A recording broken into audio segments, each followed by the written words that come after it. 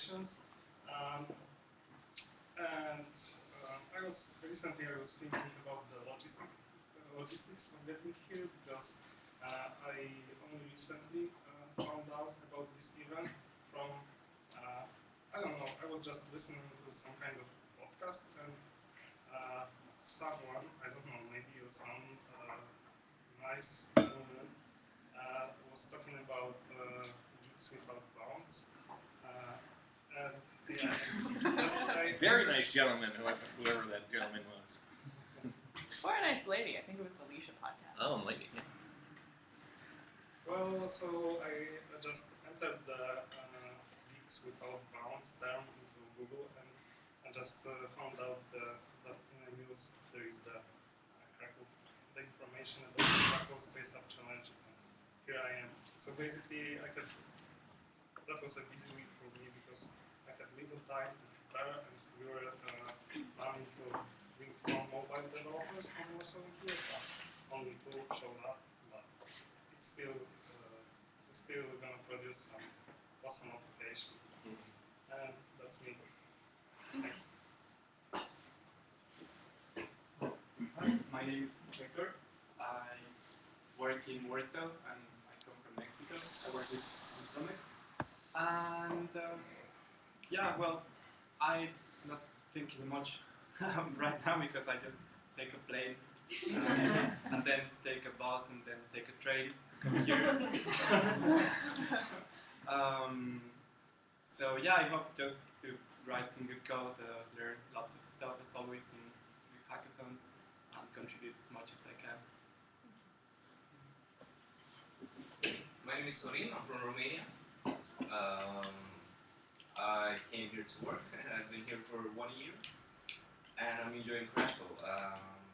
What am I thinking about? My birthday is actually in 2 weeks, so I guess I'm thinking about that.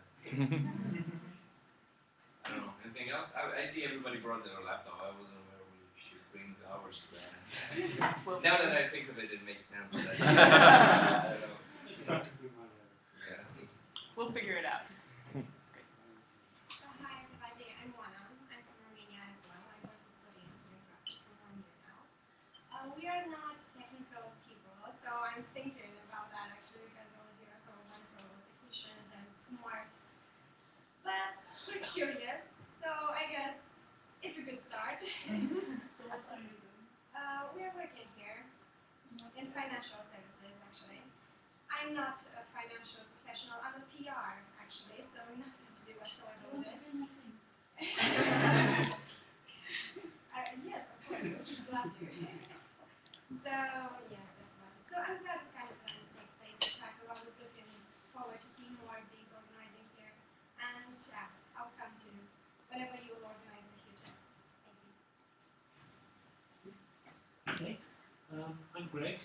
I'm actually originally from London, where I live here, and I'm an astronomer at the Pedagogical University, just England. And actually, mostly, this is the first time I've been to one of these things, but I was contacted by the organisers, and I'm mostly here to help out with any of the astronomy and sciencey type things that you might be curious about. So, if you want to know something, and you can ask me, well, I'm right the mic now, but I'll try anyway. And I'm also thinking about why didn't I bring my laptop? So the first part of this, we're probably not going to even touch laptops because there's going to be so much of figuring out what's even going to be done. So that's what I'm hoping. PGP. Let's disrupt for just a moment and part the blue chairs and let these fine folk in. You want to come sit up here? Hooray! Or over here. What else?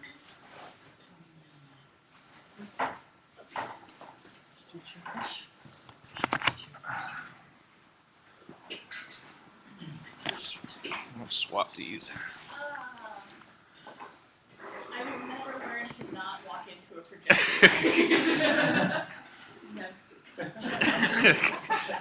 Sure? Okay. Right now we're talking about, we're going around and doing introductions of who we are, where we come from, and what we've been thinking about. Okay. So,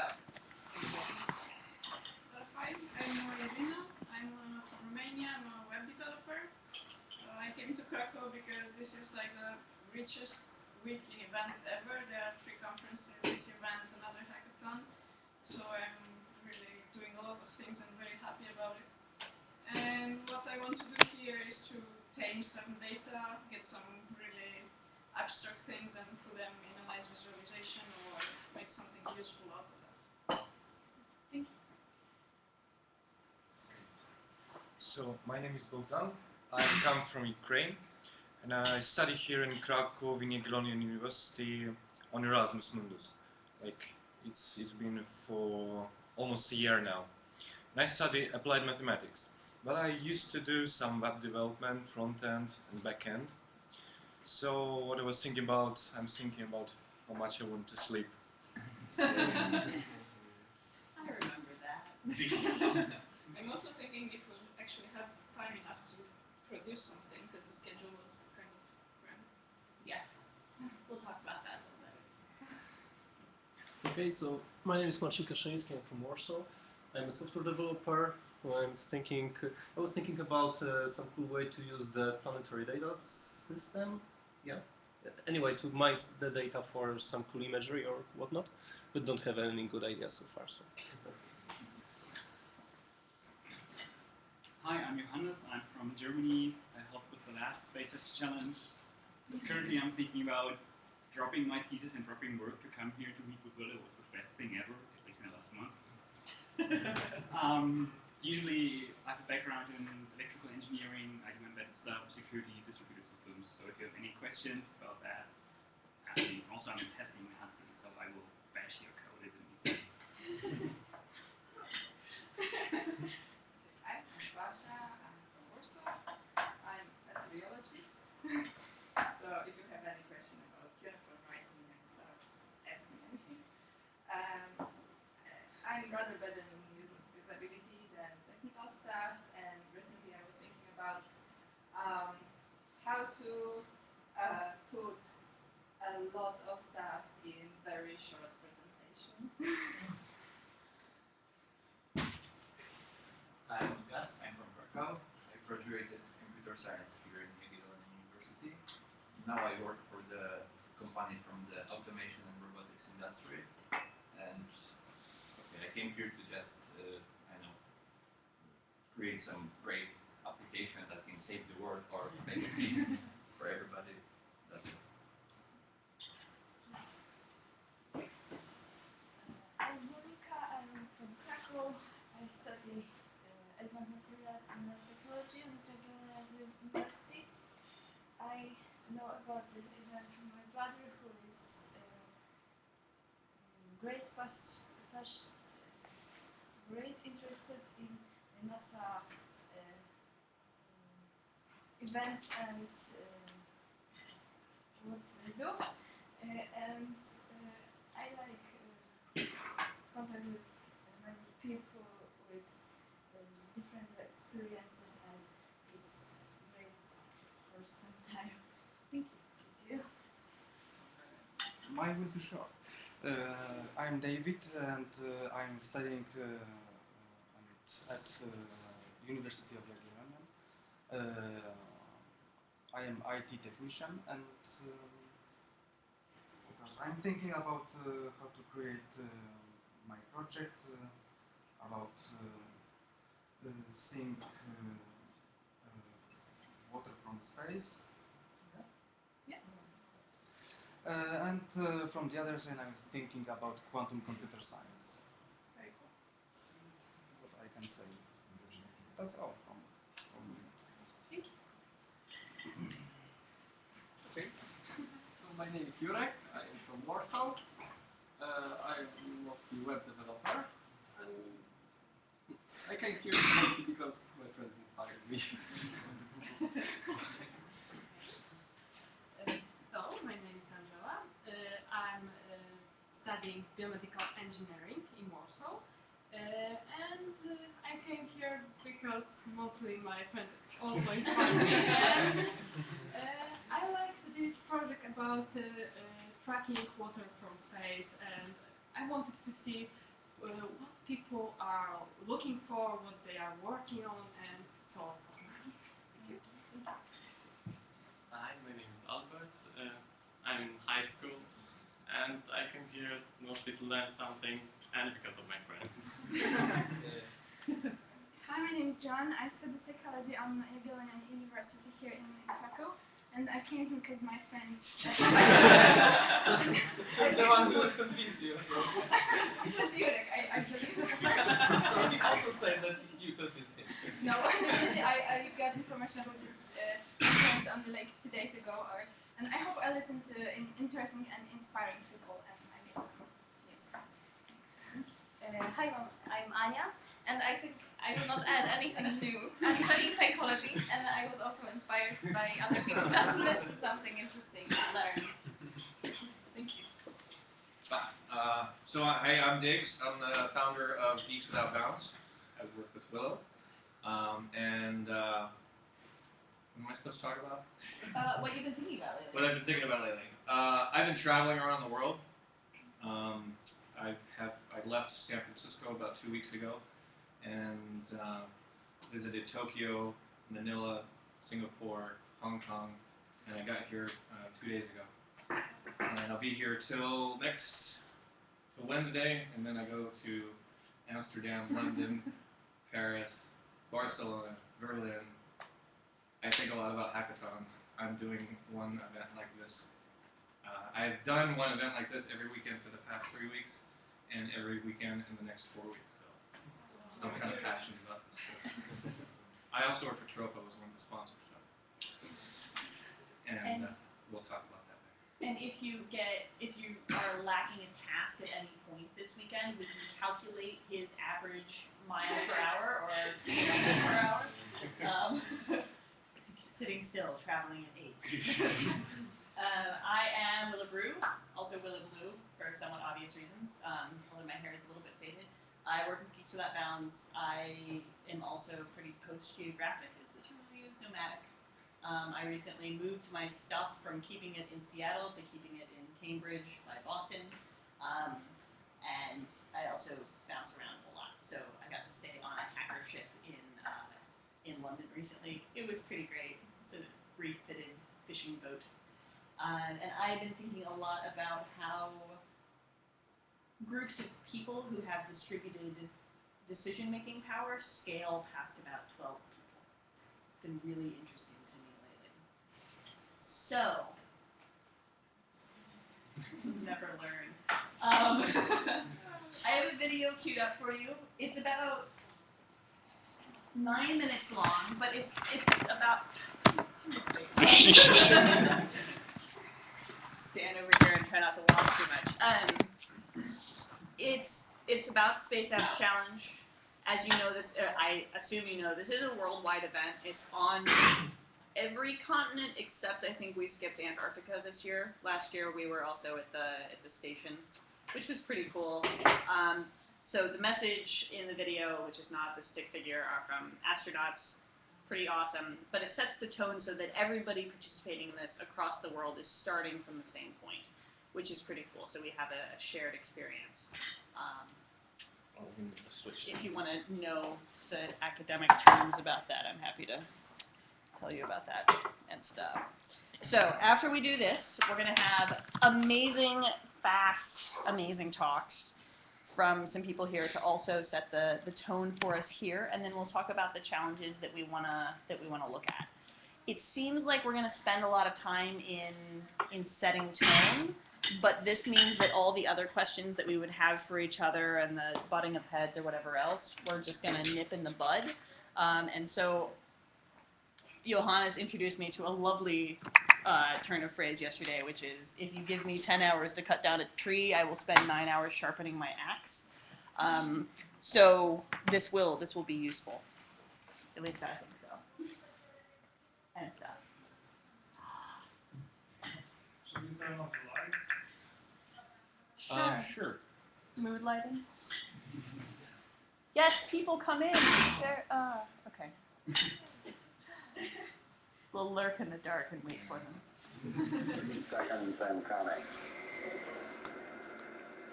Astronauts report it feels good. T-minus 25 seconds. 20 seconds and counting.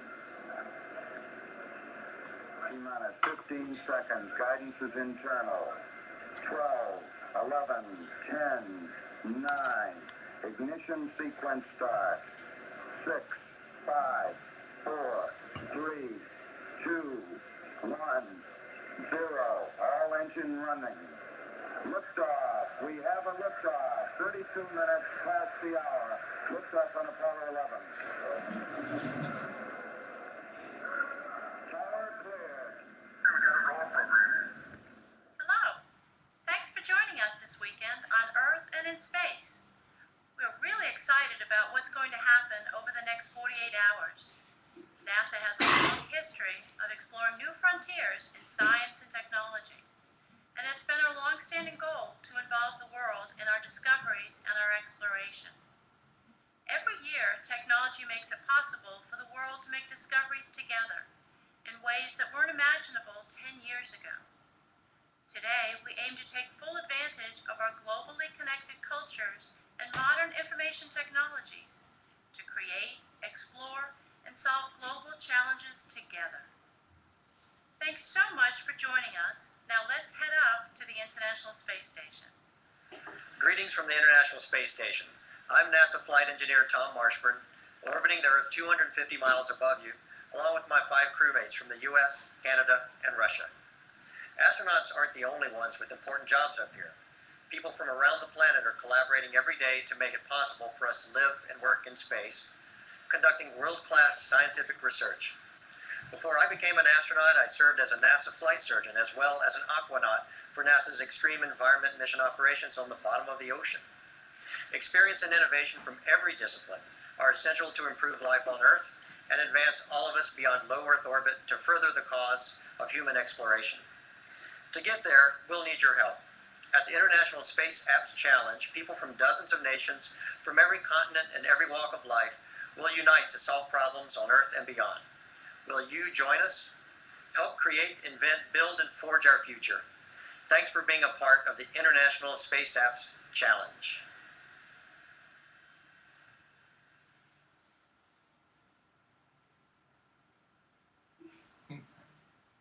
Hello, from the European Astronaut Center in Cologne.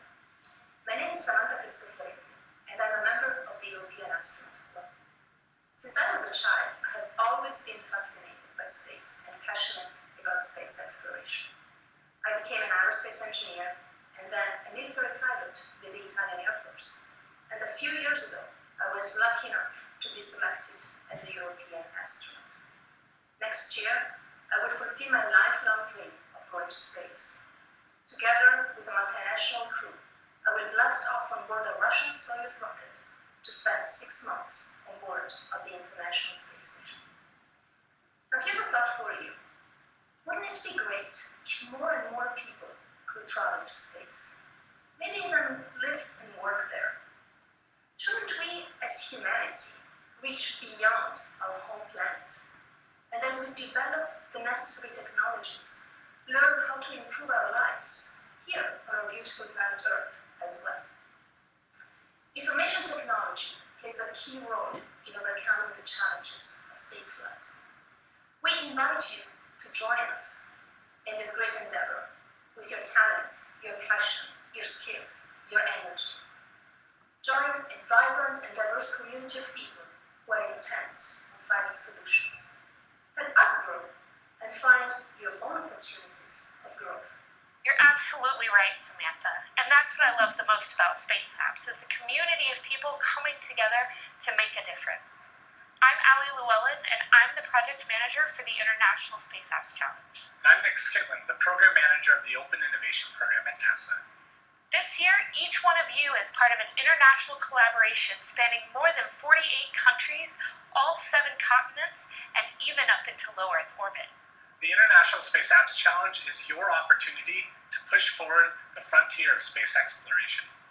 It's been really exciting over the last several months to see technologists and experts from inside and outside of NASA working together to make these challenges really awesome. They're intended to be a launch pad for your experience, your expertise, and your creativity to change the way we do exploration, as well as the way we live life on Earth. So are you ready for the challenge? Last year, we met Sam Wilkinson, who applied his knowledge of chemistry in the classroom to the International Space Apps Challenge. He developed a novel new way to make bread in space. Let's hear from Sam about his experience last year at the end. So for me, last year's Space Apps Challenge was a really fantastic event. When I got there, I had no idea what to expect, but it turned out to be a really, really fun weekend. I got to work with some really interesting people on some fantastic challenges. So my number one piece of advice is just get stuck into as much as possible. You only have 48 hours, so just make it all count. I'd also like to take a moment to thank all of the local event leads for all they do to bring the event together, not just with their organizational wizardry, but also their inspiration and encouragement. So thank you very much, guys. You know, Sam has a great point. Your local leads are awesome. They've been working tirelessly for so many months now to make this collaboration a success, and we really want to thank them for their efforts. At the core of this weekend is you, the maker, the entrepreneur, the designer. You're going to make awesome new technology this weekend. We want you to use this opportunity to network with others, to make a connection, to collaborate with others around challenges that are of interest to you. So this weekend, there are hundreds of people participating in a virtual role. Maybe they're working from their local coffee shop, maybe from their living room or their home office. We totally encourage those of you who are at a physical venue to collaborate together with those virtual participants, as well as Space Apps participants in other cities around the world. We've set up a few virtual collaboration tools to get you started, and we're excited to see where you take it from there. Facilitating the virtual participation this weekend will be Wayne Burke. Let's hear from Wayne about how this will work. Hi, I'm Wayne Burke. I'll be managing virtual participation, which means I'll be sitting in front of a computer for most of the weekend. One of the coolest parts of the Space Apps Challenge is that you can work with people from all over the globe. While there are only 75 physical locations, there are also hundreds of virtual participants, which all adds up to literally thousands of potential teammates that you can work with. My job is to help you find each other so you can form the best teams, create the best solutions, and have a great time doing it. So here's what you need to know. Read through the challenges which are on the website and figure out what you want to work on. On each challenge page, you'll find a matchmaking section. If you're looking for a team member, post the skills you're looking for and how to contact you. If you're looking for a team to work with, there's a section for that as well. Post your name, the skills that you bring, and your contact info. As things get rolling, I'll do my best to keep tabs on who's looking for what and make sure all of those connections happen. If you need anything from me, start with the virtual participation page at spaceappschallenge.org/location/virtual. That'll be my home base, contain all sorts of helpful information, as well as how to reach me should you need to. We totally encourage you to do as much as possible this weekend to complete a working product and communicate what you've done in a video, on a presentation, or some other way online. And remember, comment your code, label your hardware, and keep the end user in mind when developing your solution. You truly have the opportunity this weekend to improve life on Earth and life in space. The best solutions will definitely live on beyond just this weekend and well into the future. Thank you so much for participating in the International Space Apps Challenge. We really look forward to seeing what you develop. Yay! Are you seriously still sitting there? You have less than 48 hours left. Go! Go! That's awesome. That's my favorite part of the whole thing. Yay! Okay. Questions? Lights? Lights? Who came up with the idea to host this event here in Krakow? In Krakow, that was Diggs. What was it? Who came up with the idea to host in Krakow? Yeah, so I was here last year for an event called Railsbury, and this is the second Space Apps Challenge that NASA has put on, and I was really interested in participating. I wasn't able to participate last year because I was here, and I didn't think enough in time. I didn't have enough planning to organize an event here. So this year, I knew I was coming back to Railsbury, and I looked at the dates, and I said, hey, let's do one here. So it was my idea. Yay. It's all my fault. And there are amazing local people who have helped make this happen. Yes. We could not have done it just from like computers from wherever we were. So yeah, the team that puts together Railsbury, the Applicake, Ella and Dorota and all those guys, they helped a lot to help organize and help us find a venue and stuff like that. And there were other people too, but Lindsay, who's in Seattle right now, did most of the logistics. We'll thank her later somehow for being awesome, and she would also point out who in the room has helped to organize. But is anyone here who helped? Okay, we'll figure that out later. Let's do talks. Who's the most excited to give a talk first? Yes! That's the enthusiasm I like to see. And we're going to figure out your laptop. Okay. Diggs, your computer is not charging, just so you know.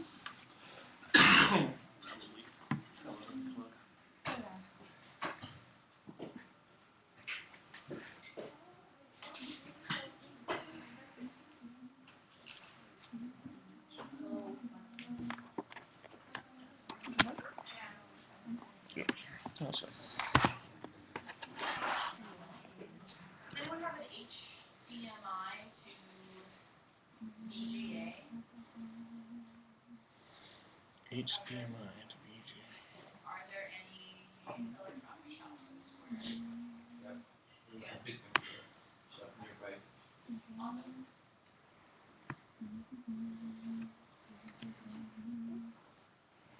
Please, can you do this while I go get an adapter?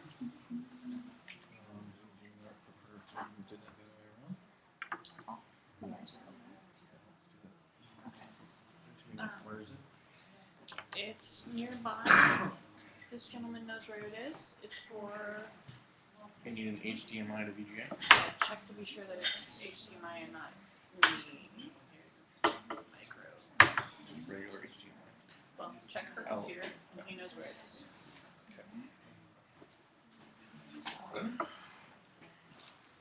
Here's another question on a lot of the media is usually made around these events, including images and video. I'm going to say now that the blanket assumption is that you're okay with it. If you're not, you need to opt out and let me know that you're not okay with your image appearing on something. Okay, you don't have to raise your hand now, but let me know somehow at some point. Okay.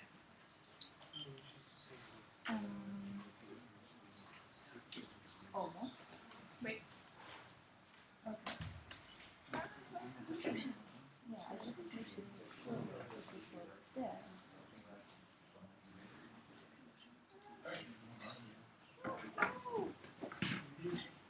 I'm sorry, it's, just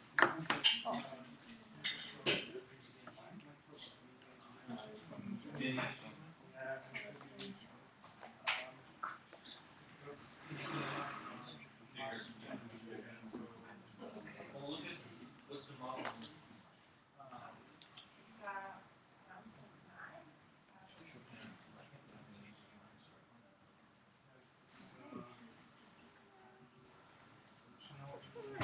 Do you want to open anyway? There are 3 types. No. So this also Oh, okay. I guess it works. Okay. Okay, so I can start. Awesome. I guess. Yeah. It can also be I guess.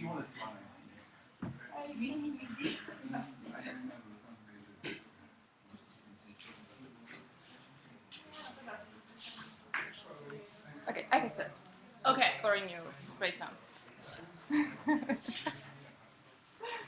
Okay. Is everybody ready? They're so not ready. Oh gosh. Sorry. It's okay. Because of me. No, it's okay. This is the whole dance. It's completely normal. We will start in 1 hour, whatever. No, I want to start sooner. As you know, maybe I just made from PowerPoint presentation from Excel. Can you pack it up and send it to Yeah, me? yeah. Actually, since I'm not a technical person, I could borrow some on my laptop because I'm not a technical hobby. Okay, we'll figure it out. So, is it the best option? I was going to ask you to. No, it's not that new. Sorry. Yeah, Alright. Alright.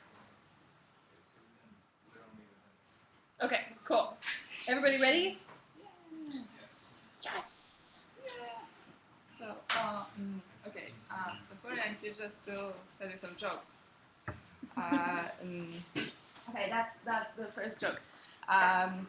Some time ago, my friend told me these words. Basha, you really don't need to learn stuff.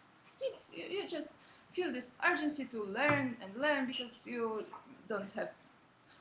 have low self-esteem and stuff. And you know, from from entrepreneur point of view, you are always ready. You always know enough to start. But from scientific point of view, it's the stupidest thing you can imagine to say that you know enough. It's like what you can imagine if you know very little. And the funniest thing was that it was about a week. That words, Basha, you know enough. It was about a week before I saw the presentation of Craig Venter about creating the first artificial cell, first synthetic life. So I will show you some stuff that I learned after the moment I heard that I know enough. So first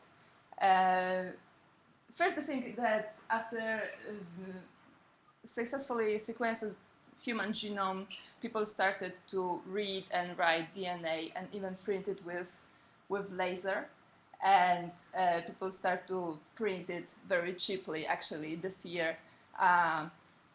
Genome compiler, no, not genome compiler, Cambrian Genomics started its work, and they started to print stuff with laser. So, so right now we are able to create new species, for example, bacteria that produce fuel, or we are working on glowing trees, and there is a hackerspace called BioCurious in Bay Area that opens a place that opens possibility to play with those biohacks for everybody. So actually, yeah, for example, we can create species that would build for us based on Mars, for example. Or on the other hand, we can, if we find life on Mars, we can send it to Earth and print it here and play with it here. So we can use DNA as a data storage, or even we can build transistor made of DNA and RNA. And actually, this is what people did last month. Yeah, also last month, we successfully, humanity, we successfully bring it back to life extinct species. We started with this funny frog. This is gastric breeding frog. So we are facing the decision what to bring to life next. And well, I thought, well, I would need 1,000 years to learn how it all works. So then I thought, okay, I have several solutions how to manage it. First, I could try this solution to, speed up my brain, because actually people invented something called direct current stimulation that pins up brain works like twice as much or so. So it works almost as good as deadlines. And the second solution is to be immortal, just like those jellyfish that just do it by design. But okay, we can't do it yet. And the third solution is to try to just live longer, live until singularity and so on and so on. So, well, nanobots that are killing cancer might be very helpful, or printing new tissues, or printing stem cells, or just, taking care of yourself, like, having all those tools that could, track everything in your body, from your teeth to your feet, like everything, starting from like simple armbands that are right now available in sports shops to this whole systems that track everything in your body and in your car and in your home and stuff, and gather all those data and, you know, find something. Or you can just use those electronics printed directly on the skin. I lost one picture. Well, the main thing is that if you can measure something, you can make it better. On the other hand, you can't manage something you can measure. So if you could, for example, take a track of your diet, you can improve it. And for example, if you could take track of your mental state, you can improve it, and so on, so on. So, you know, I would wish to have something that would improve my whole life. And speaking of which, you can, for example, have tools that could improve your body posture. You have something like a net on your body, and it tells you if you are standing in some uncool position and so on. But there are also armbands that tells you something about your physical position in much more advanced cases, like in this sport, gymnastic, you know, performance. So considering that we have really advanced tools already available on the market that could measure your work of your muscles, you can practically build a tool that could teach you how to dance or do martial arts or play piano and so on and so on. Or even you can, you know, use exoskeleton to, you know, improve your body work or to do some physical stuff. So most fancy exoskeletons I found was those 3D printed, do-it-yourselves, open sourced, and the best one, brain controlled. And also I found out that there are actually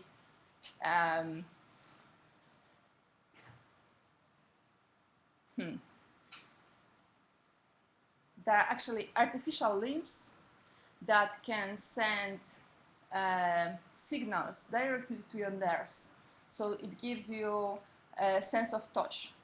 So you can like have feeling bionic artificial limbs.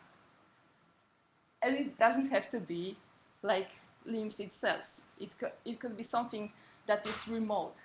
So for example, you can have flying drone as your artificial limbs, and you can see with that, and you can play with that, and you can control it by brain. And it's on Kickstarter right now. So if you can have a drone as your limb, why not swarm of drones? And going further, if we can have bionic eyes, bionic eye. I guess we have already on the market commercial bionic eyes that send electronic signals directly to the nerves, so you can practically see what cameras see. And even if it's really low solution, why should we limit ourselves to camera that is directly on the place where eye should be? That camera could be, you know, on the back of your head or on the head of someone else or in the other country, or you can just send image from your screen directly to your brain, or even you can, you know, seeing stuff that are beyond your limits of your normal vision. I mean, why we should have only 7 colors? Time? Time. Okay, so I'm going faster. Okay? Okay. Several stuff that you should consider as resources. That we are building brain-computer interface. optogenetics that allows us to switch neurons on and off. We have Human Brain Project and American Human Brain Projects. We are trying to experiment with telepathy. And we are getting smart as a whole humanity, and we are getting smarter. And we try to collaborate with open source research and development, like this with those window farm or global village constructions. We are learning crowdsourcing, so anybody can contribute in major research. So, and we can practically translate stuff right now from English to Chinese and from Chinese to English, but it's almost error-proof.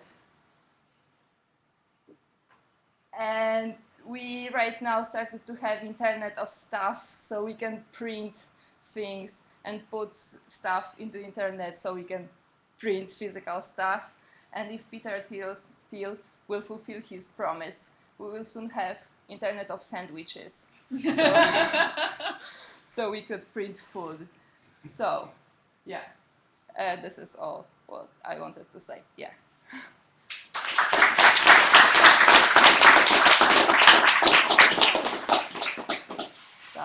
Questions?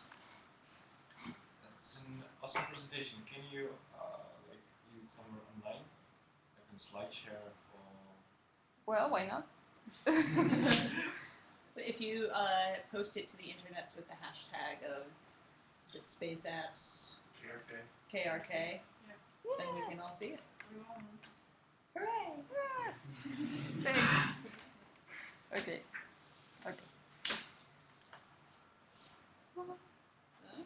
Yeah. Next one. I have some Yes. our presentation, which makes it enough and I have a question. Could I borrow your laptop? Sure. So, and maybe, okay.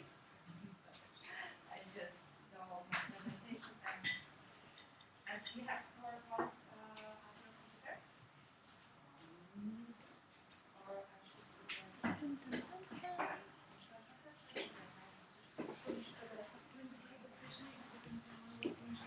I can give a quick pitch on Tropo.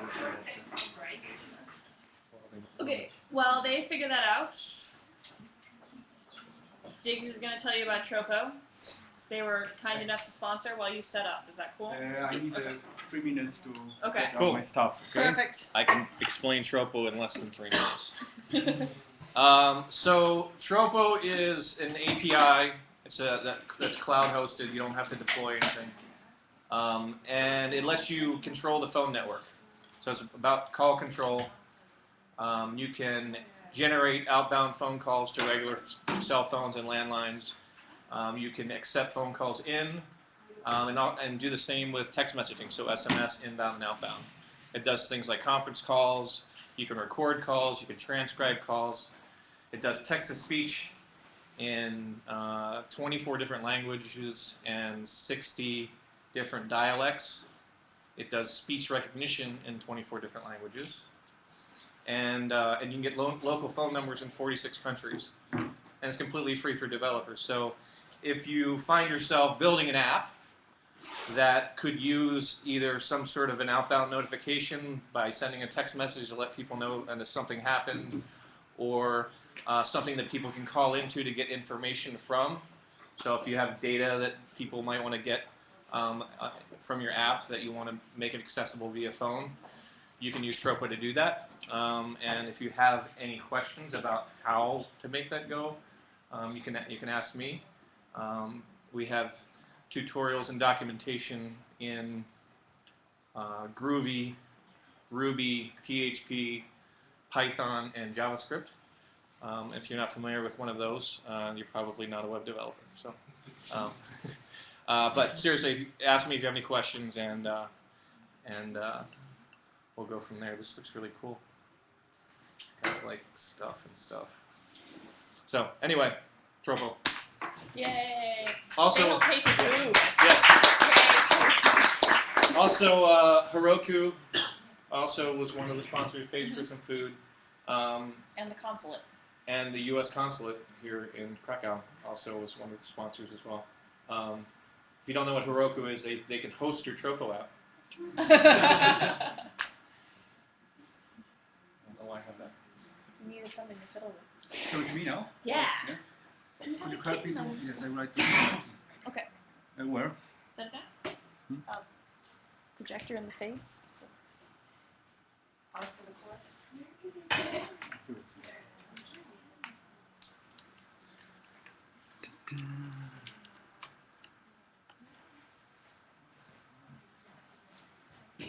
We're setting up a maze of cords and chairs.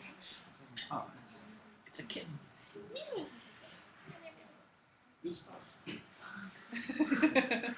It looks very professional, yeah? But I see only. You help me? Okay, so bring back the thing that you want. You can either mirror displays or you can drag this over to that one. Monitor.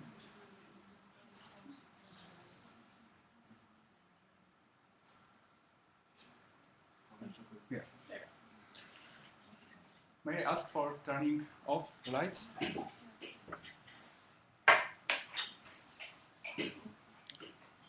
Thank you.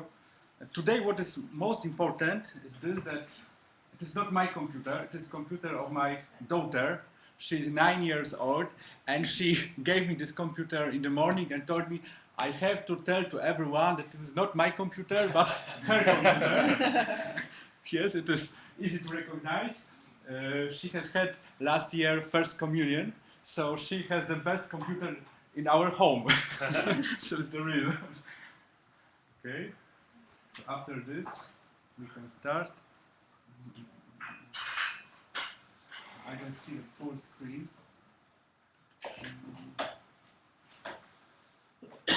Okay.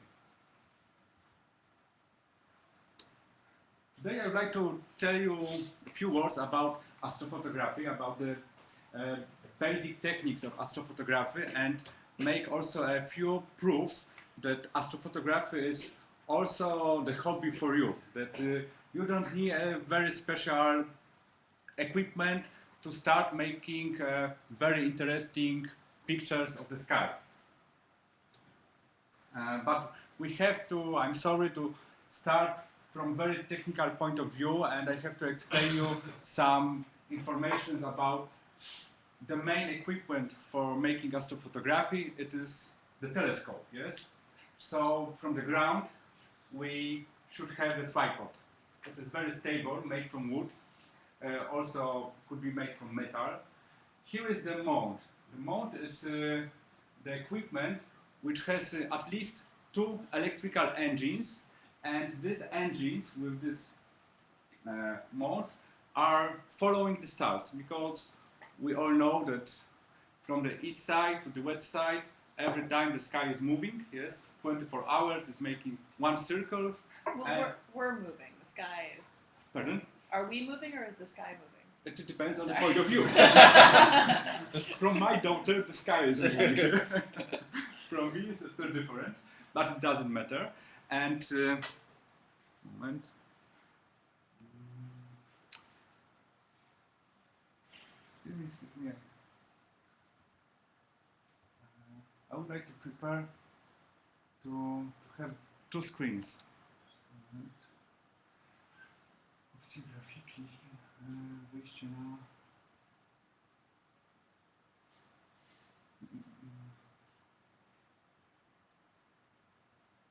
Dobra, tak?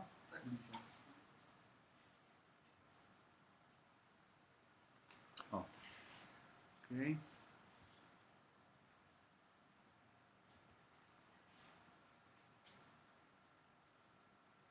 I made this movie in Namibia desert 3 years ago, and here we easily can see that the sky is moving from the east side to the west side for all the night, and also the scope is making the same, yeah? Because the scope has to follow the stars with a high precision, because we don't want to have blurry stars. We don't want to have elongated stars, but very precise, like a pinpoint. Yeah? This funny red dots, red lines, it is my head torch with the red light. So don't be scared. It's not a Chelyabinsk meteor or something similar to this. Here is the light of laptop and my head moving from time to time, yes? to check if all the imaging goes well. Yeah?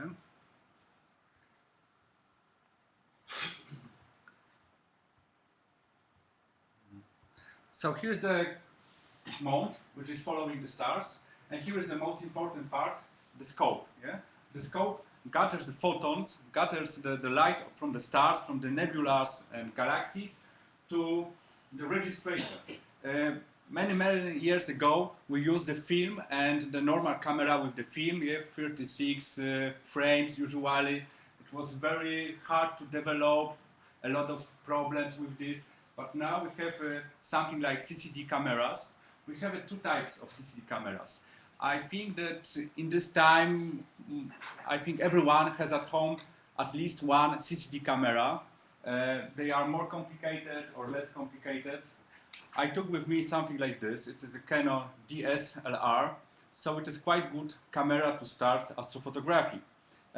It is, from my point of view, kind of telescope, because the lens, it is kind of very small telescope, because with the same way like this big one here is gathering the photons are going through the scope and they land on the CCD matrix here, yeah, inside of the camera. So this small scope we can remove and we can easily take something bigger. It is more serious telescope. It is really telescope. And very easy, we can attach the camera to this. Yeah, I'll try to do this.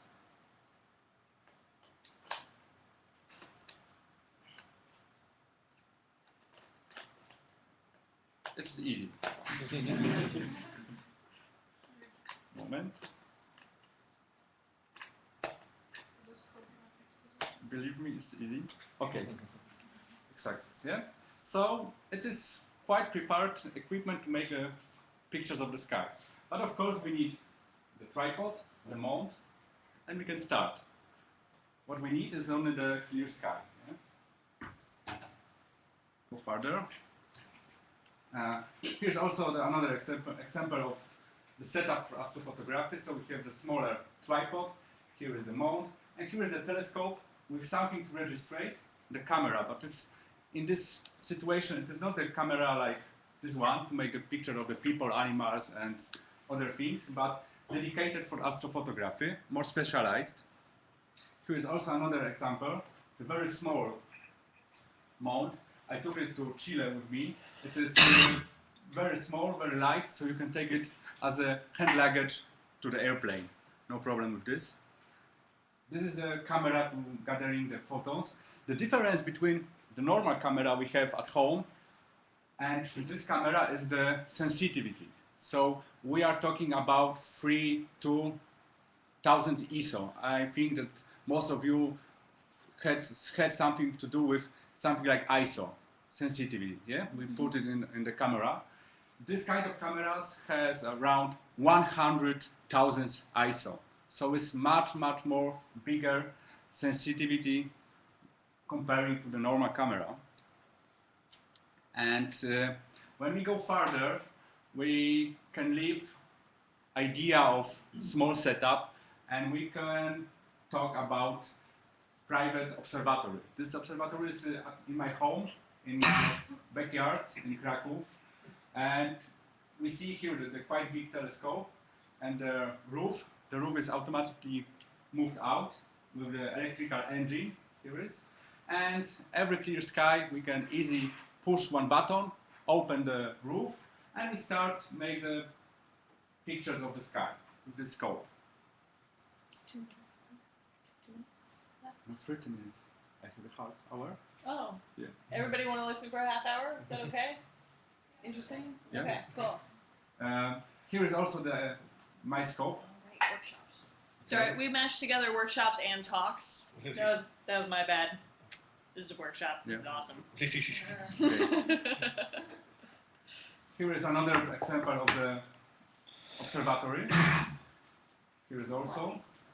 Look like And, pardon? why this observatory looks like It's around it. It's like a ball.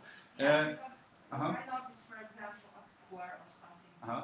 Because it is easy. It is opening like this, and we have the access to the full sky. So we can easily point in different parts of the sky and make the pictures. Yeah. Here is another example of the very big scope. It is around 6 meters diameter. It looks like this. From the outside, it looks like a small building. If you want more, you have 4 like this. It is a VLT, very large telescope in Chile, in the desert. Here is another example. But what is interesting, I had a lot of problems with the weather in Poland because you know better that there is snow, there is rain, the sky is for the most part of the year cloudy. So I decided to take my stuff, my observatory, to northern Italy. I put all the stuff into the car and with my friends we made observatory in northern Italy where the sky is much better than here. And this observatory is remotely I can remotely observe and make the pictures of the sky from Poland. Yeah? It is not so easy. There is a lot of wires, a lot of stuff inside of the observatory. So it took a few months of my life to prepare it.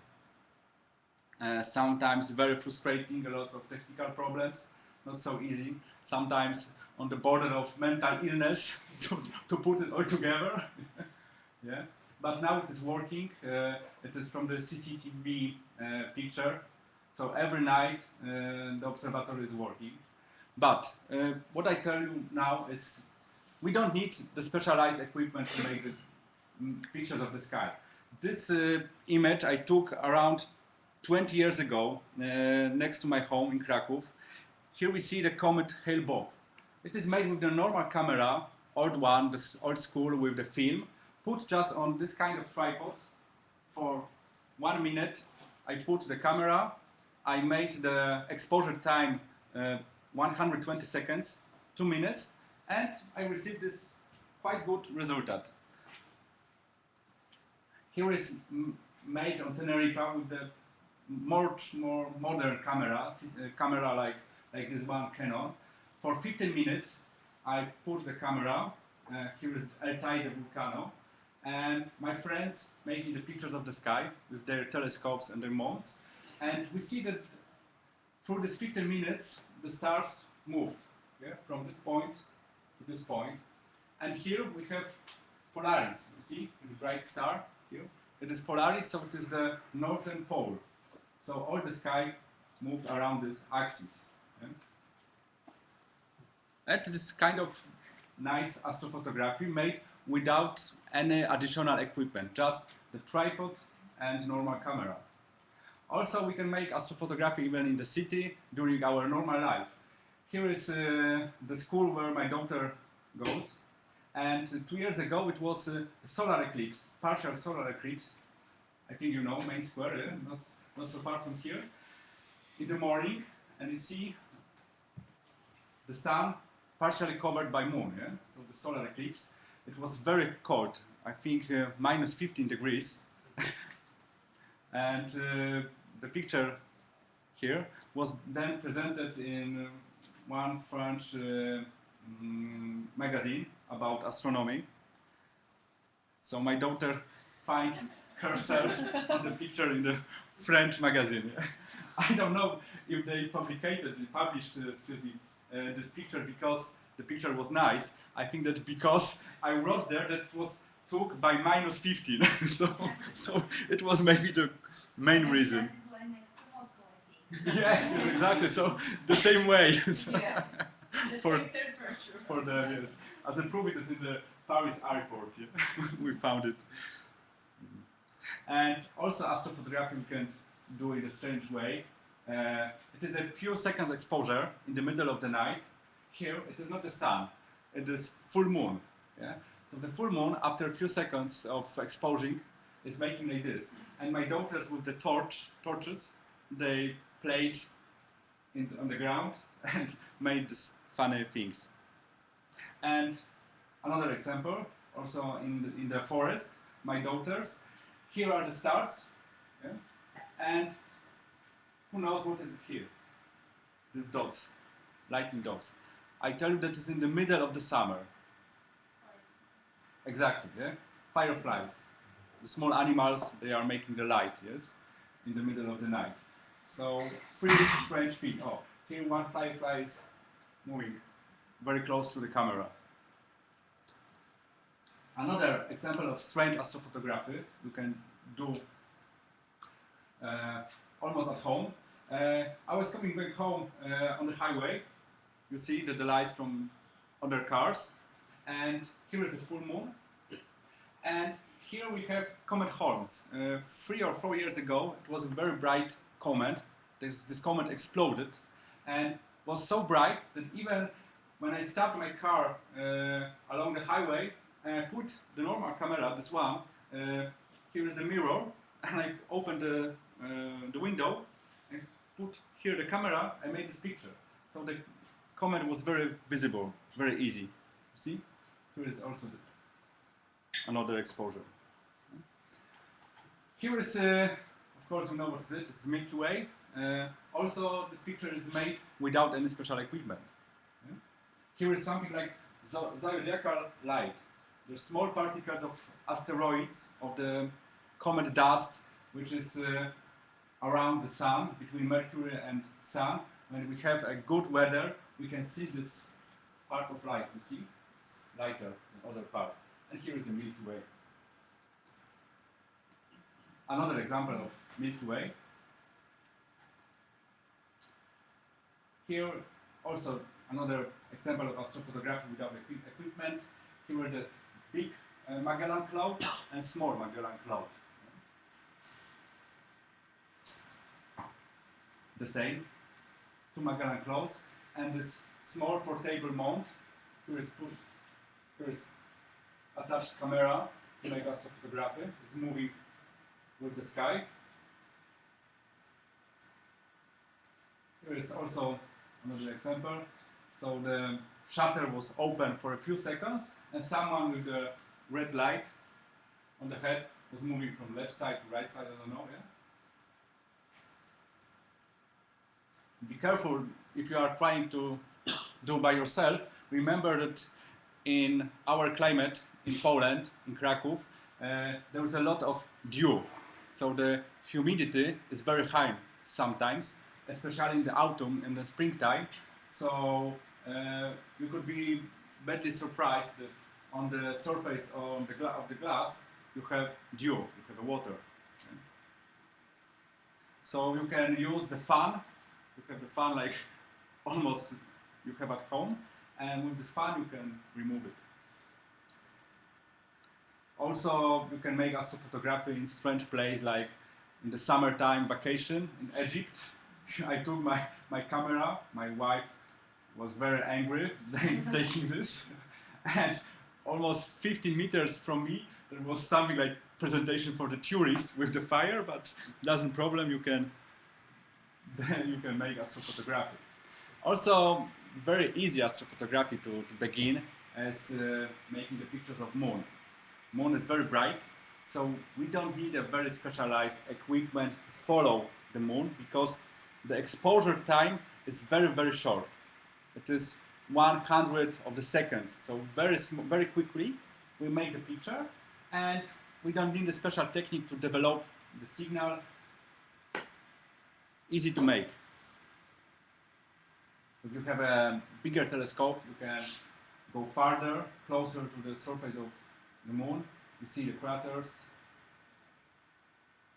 Here is the mosaic. When we zoom in, you see also with the help of internet you can recognize where are the places where, for example, Apollo 15, the Russian spaceships have landed.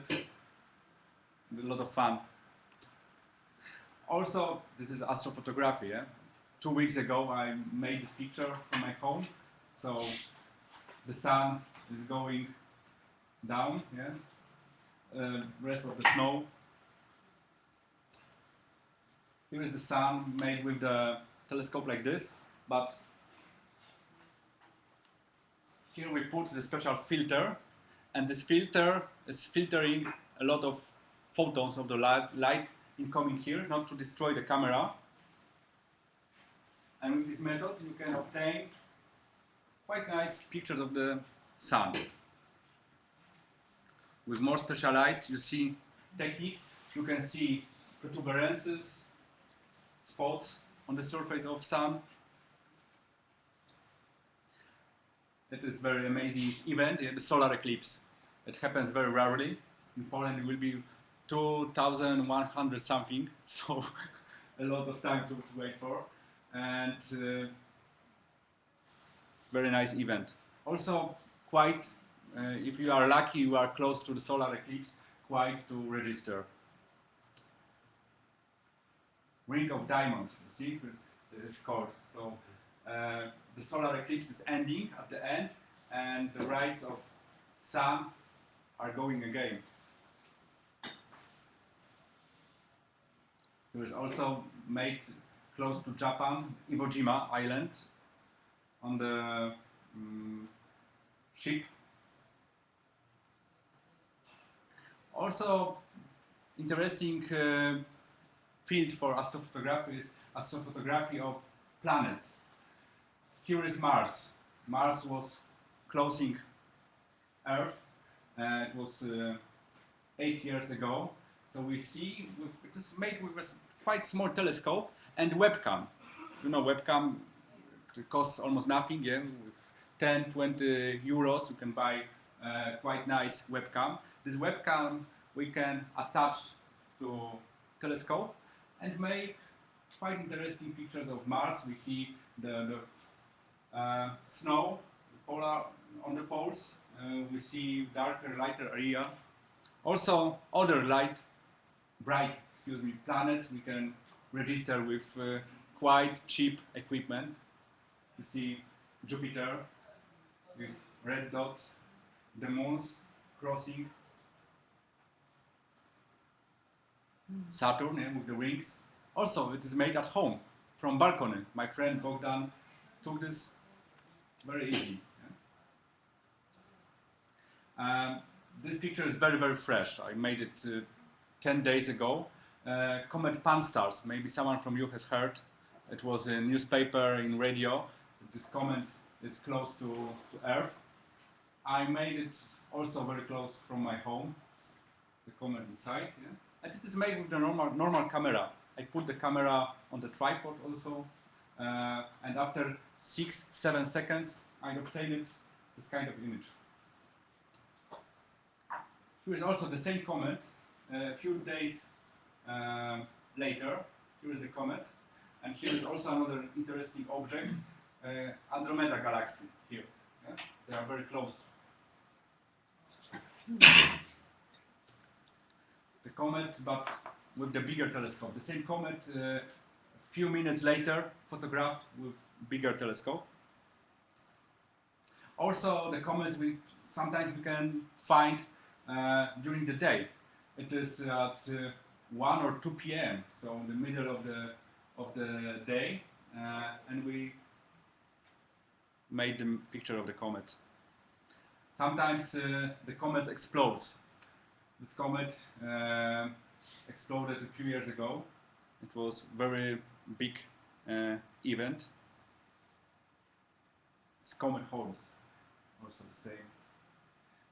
Also, you can make astrophotography in a very strange way. This is also a very fresh picture, made exactly from my home. So this is my living room. I'm sitting here with the tripod, with this camera, and where is the comet? Here's the cat. Here's the cat. The cat is a little blurry because it was moving. Yeah. My daughter also. She is less. Yeah. She's more stable. But the comet is here. See? Here is the comet. So after careful adjusting of the setting up the camera, you can obtain this effect. So the sharp are objects very close to you and objects extremely far from you. Here is a comet. Yeah? No Photoshop applied here. Do you know what is it? Skiing. It is International Space Station. Made, there are two versions. There's a color, it is black and white, no difference, but believe me. And this picture is also made with quite cheap telescope. It costs around, I don't know, 300 euro, 200 euro. Put together with webcam, and with this equipment, you can, like with the rifle, like with the gunshot, excuse me, I don't know, to aim ISS and make this kind of picture. Yeah? So 300 kilometers from us, but we can see here the batteries, we can see the living space and other parts of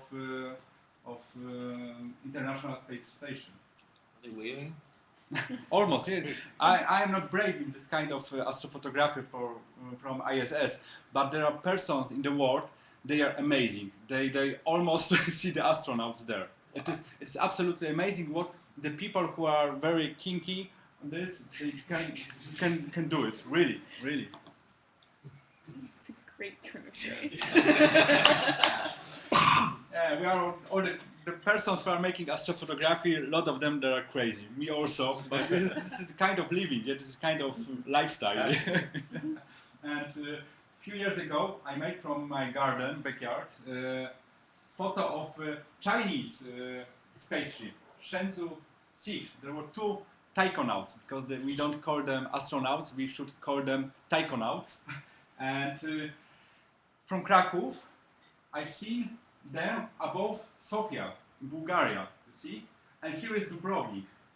So, and here this period is 4 seconds. So, 4 seconds, I don't know, 7 seconds, 4 seconds, 7 seconds, 4 seconds. So, after 20 seconds, they moved from over the Dubrovnik to over Sofia, yeah?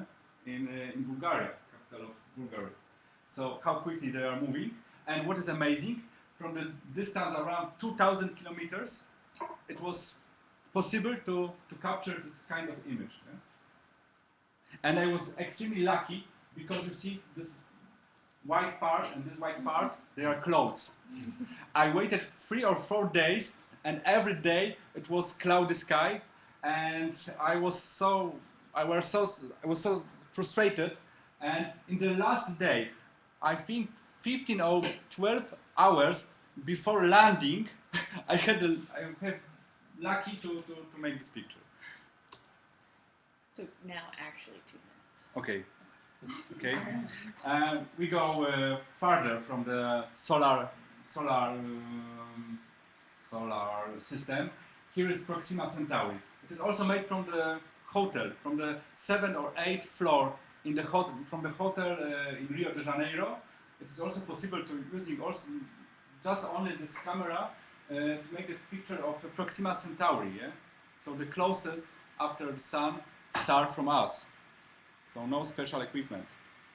And here is, I would like to show you a few pictures of deep sky objects. So made with this huge telescope I show you first. It is many hours needed to make this kind of pictures because it is not like just opening the shutter and making the picture. You need 1 week, 2 weeks, sometimes a few months to obtain this kind of picture because these objects are very fine. So you have to gather the photons to get this kind of result. I don't have time, so I'll go faster. And there's a Large Magellan Cloud.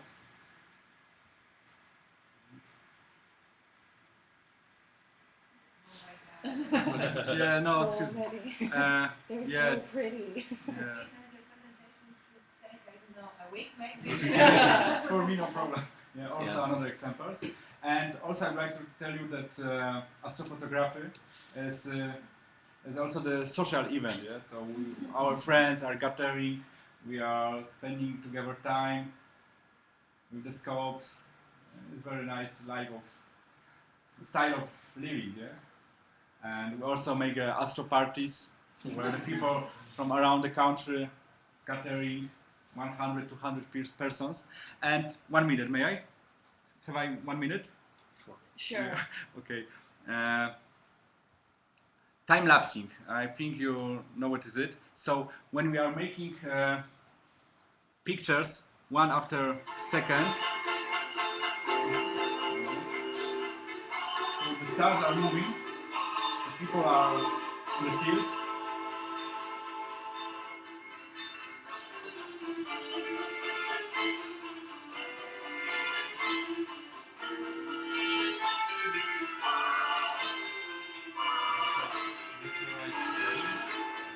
Satellites, maybe satellites.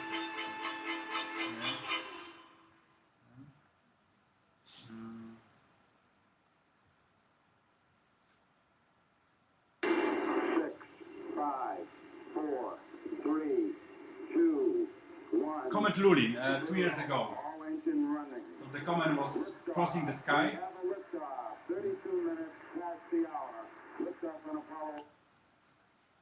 And the last one.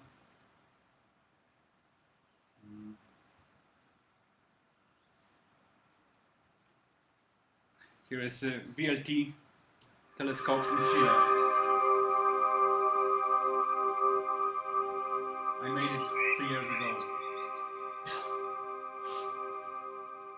They are working all the night. And here is the moon.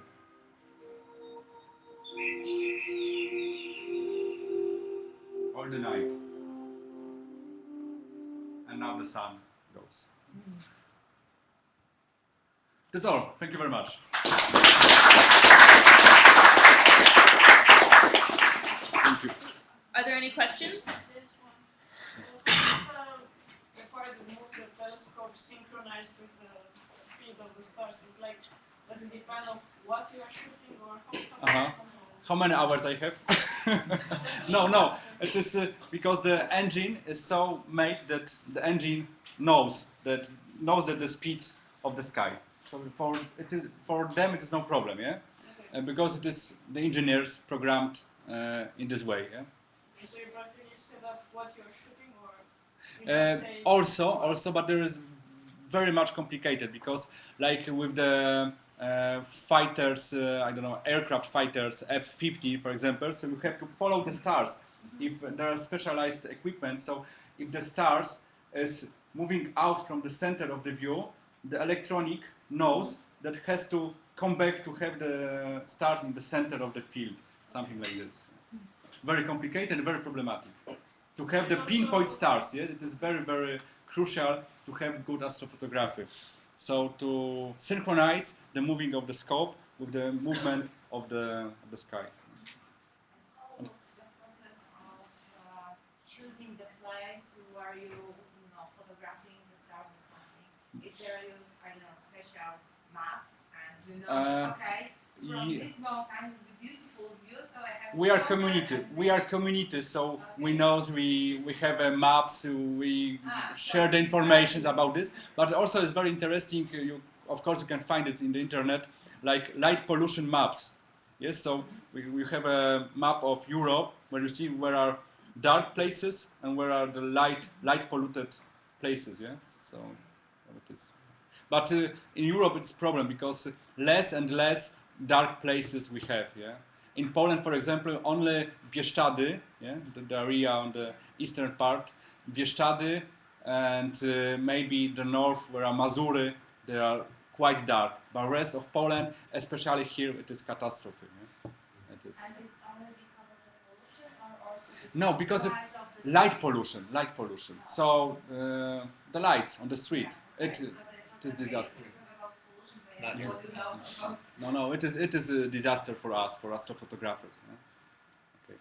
Is there something on the internet like I don't know how to name it, telescope as a service? If I don't have any equipment, so someone else program me If you have a Visa card, yes. Yeah, it is problematic. It is you have to pay for this. Of course, in Australia and in Arizona, United States, there are two services, and where you can take the telescope for 1 night, 2 nights, no problem. If you are interested, you can follow me on Facebook, Rantiga Osservatorio. It is my remote observatory in northern Italy. Also, Starry Site is the website where I publish my pictures. Here is my email, so feel free if you have a question about astrophotography. You are welcome to ask me about question, also very basic. And here are also the discussion groups like astropolis.pl, Astro4U, Astromaniac, where you can find a lot of basic information, also more advanced.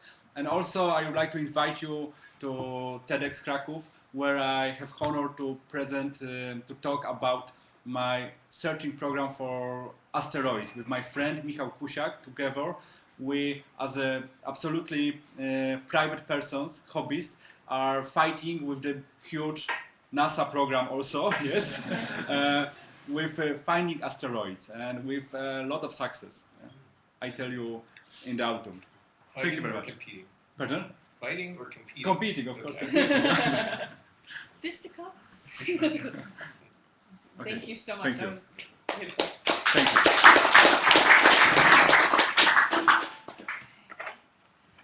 Do we wanna? You ready? Does everybody wanna like, stand up and shake it out a little bit? Does anybody? We have lots of food. Does anybody want food?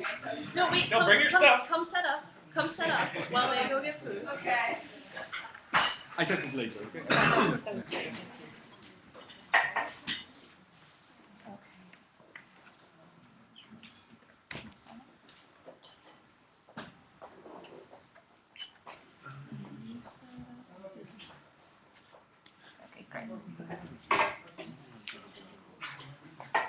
Okay,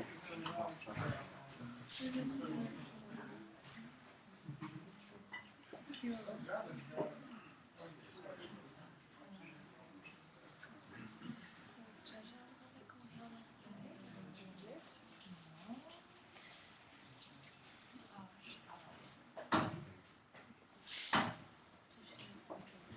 It's thinking.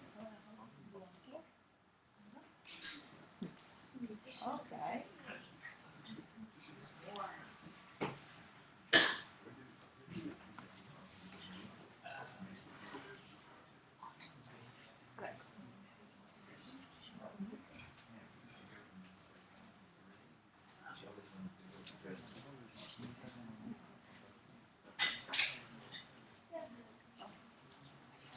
Maybe wait a little bit in order to everyone come back. Settle back in, yeah. And Maybe is I yours take 5 minutes or 30 minutes? I have 30 minutes, Okay. but because I don't have this practice part of my presentation, I think it's take out of it less. So. Cool. Perfect. So maybe there will be more time for those who had 5-minute presentation but don't To be able have to enough breathe a time little to talk about everything. Okay, Perfect. so I maybe go for something to drink and I come back. Sounds good. Yeah.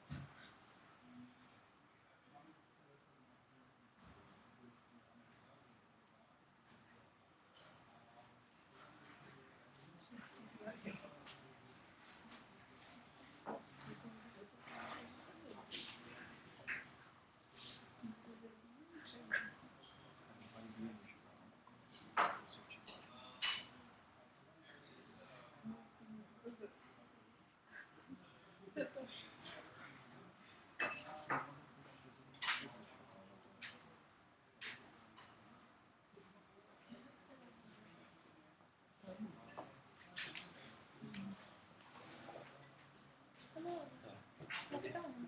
Good. Good. How was yesterday? Okay. It was great, yeah. It was You didn't go and drink some? No, no, ended up just going to dinner and having a chat. Ah. When we were doing our initial Geeks Without Bounds tour, and basically every Thursday, I realized that I had so much more to stay in after events than go out after that. I have a weird question about food. Yes. Is it the same food going to be here for lunch or something else? Apparently something else. Can I save some of this food? Please do. Absolutely for lunch. Yes. Thanks. Are we gonna have some like a breakout or two? Yeah, so we're gonna have a couple more talks, Yeah. and then we'll do breakouts around challenges. Because I think that this is providing good. Yeah, sure. So everyone's on the same page. And in the other room, yeah? Both rooms? Yeah. And are you got some adapter, yeah? Yeah. Okay. What's your route?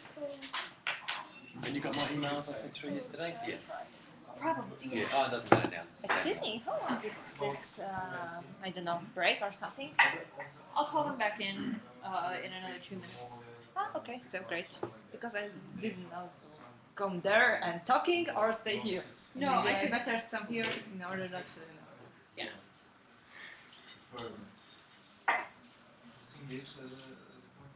Oh, you're streaming this live or not? Yeah, if you're comfortable with that, I can. Yeah, of course, for me it's not a problem. Okay. I hope they understand me. You are just fine. I just sometimes scared because I talk really fast, and if I talk fast in English, it's not understandable. I hope. I'll let you know. Okay, great. And I will go herd the kittens. Okay.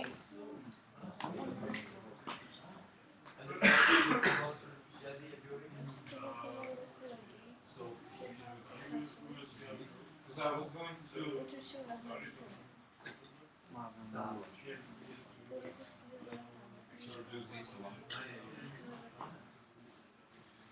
but now those comments they're not using any more data.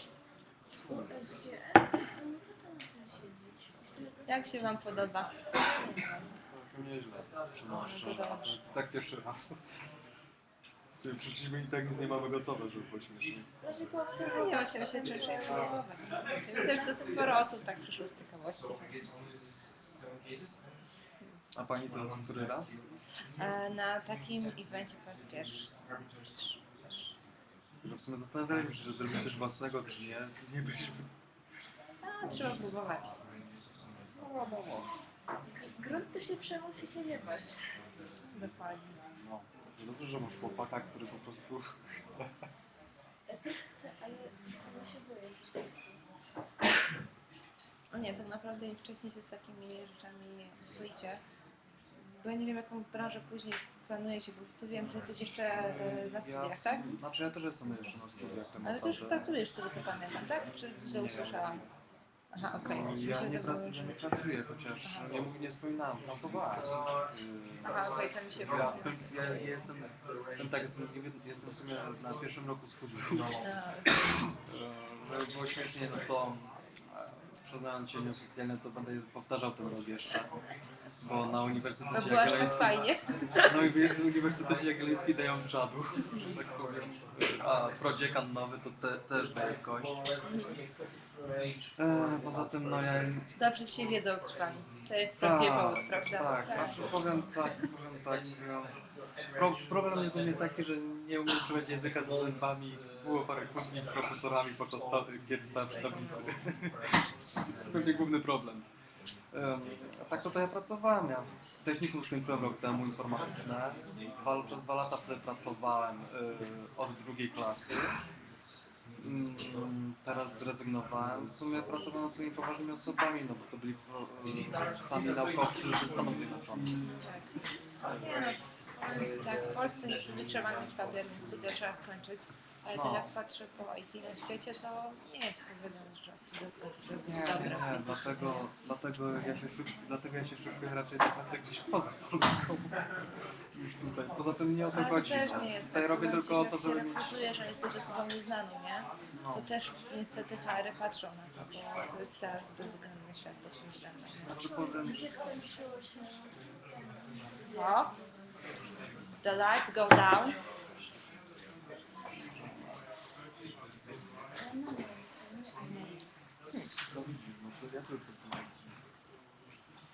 Okay.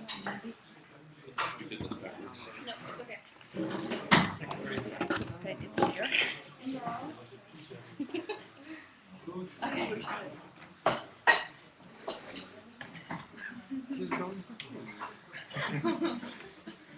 Okay, can we start?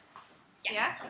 Great. My presentation is generally about economy and data visualization, but the detailed topic I'll tell you in a few minutes. So, let's begin about the basics. I know that we are a mixed company, so probably not all of you are keen with economy and the laws that work there, because economy is quite specific science, and who knows, for example, what is connection with weather and economy? Could you repeat louder?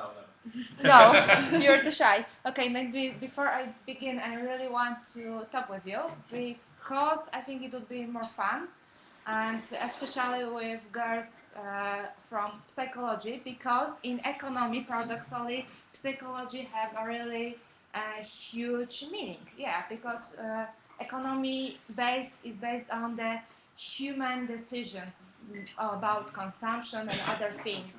Even the investments on stock exchange is a human decision, yeah? And this decision is made not like computer decision about, only data and everything, but also about expectations and psychology, mood and such things. So I hope you'll find something interesting here, and others, of course, also. So maybe I begin from the example. A few weeks ago, we have still winter in Poland, and everybody was expecting that we'll have a summer next day, or at least spring, and we are expecting this at least for 2 weeks, I think. And about 4 million people in Poland was expecting spring, and nothing happened. And what about the economy? If we expect something in economy, how do you think? It's something happen or not? Let's say about half of the nation expects that the price of sugar will grow. What do you think? Yeah?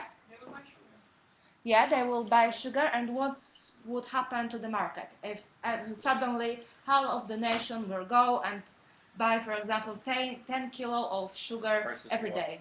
Yeah, it's a quite natural law of supply and demand, and this sugar example, it's on purpose, because I think 2 years ago we have I could make maybe sugar really huge demand on our market, because in the television someone said that the price will grow up, so people yeah, somehow and people go to shops and buy sugar, yeah, and the price go up. And as we can see, because the demand was going up and the supply stayed in the same place, the price also go up. But we're not here to talk about economy, and so not only about economy. So the forecasting for economy, it's a hard issue. It's not like in, for example, I don't know, mechanics, that we can measure something twice, yeah? Because the economy, can we take, for example, to politicians, okay, we come back 2 years backwards and you make different decisions, and let's see how it affects our global economy or our country economy. We can't do that. That's why forecasting, it's hard, because we have a lot of shocks to the markets, and it's not easy. And also, it's related, for example, to psychic side of this science. And I think it's also differ from the astronomy a little bit, because here, maybe not differ, but it's some parts similar and some part differ, because you don't say to the comet, okay, we measured it wrong, so please fall down again. Yeah, in economy it's similar, but it's more okay. It's less physical, because comet is something that exists. We can maybe we now can touch it, but in some abstract way, it's more physical than economy. We can't touch it really, because I don't know, maybe you see economy sometimes as a as a thing. Yes, my fridge. Yeah, like what, for example? Cheese. That's the result of the economy. Yeah, result that. Yeah, it's a good example. So as you can see, it's a point of view. We can define economy as a cheese, or as I don't know, tea or something, and then we got physical touch. Okay, so now the main topic of my presentation, and I want for those who are not talking before this presentation, try to guess what about it is. This is some kind of small podpowiedź in English. Somebody help me. Hint. Hint, yeah, great, thank you. So you have hint, and you can try guess what are we talking about. Economy and moon, and maybe you can make something from this. Silence. Economy and moon settlements. Economy of the moon. We're selling the moon. Oh yeah. We've already done that. Yeah, there is It's selling even again. low It's been moon. parceled already. Yeah. Mortgage it. Yeah. We Yeah. have to talk about how the moon affects our moods, and then economy maybe has some cycles. Yeah, great, exactly. This is this. There is a lot of research about this, and I would talk about it. You're great. If I had some points or something like that, you would have, the greatest mark. Okay, so the quick glance about the topic, and how do you think, if it is real, the connection between moon phase and, for example, stock exchange fluctuations in Poland or in another country or in United States or somewhere? How do you think? A butterfly effect, of course. So if it's statistically, if it happens all the time. And how about prediction of how the market will behave based on this phase? How do you think? If you're talking about it, there should be some. Okay, so maybe let's start from the smart pool. How many of you believe that the moon phase influenced the human behavior? Yes, for sure. But hands up, who are convinced about that? You ask if we believe or if we know it. Okay, here probably it's the theory of more the physics. Okay, psychology terms. Oh, Yeah. because the moon phases influence behavior in terms of tides and lights and crops and all that stuff. Sure. Yeah, But also and so does that influence behavior and how people do things? Sure. yeah, because I don't there's think it's magic, it's if we're searching for research about this, how it's influenced the human behavior. I found that some psychologists found yes, it's influence, and especially it's shown on the on the people who have some mental disabilities, because especially moon phases effects on them.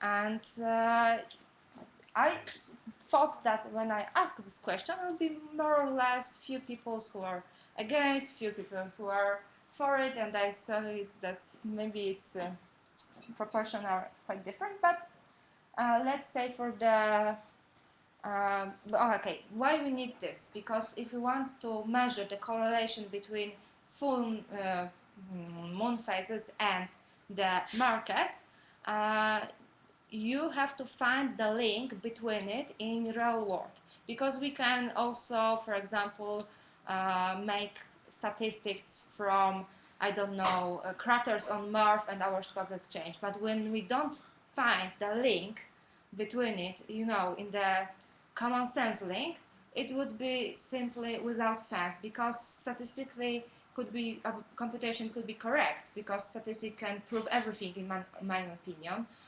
Maybe here I have small break for the joke. I don't know if in English would be funny, but there's a saying that, for example, I and my dog have statistically 3 legs, yeah?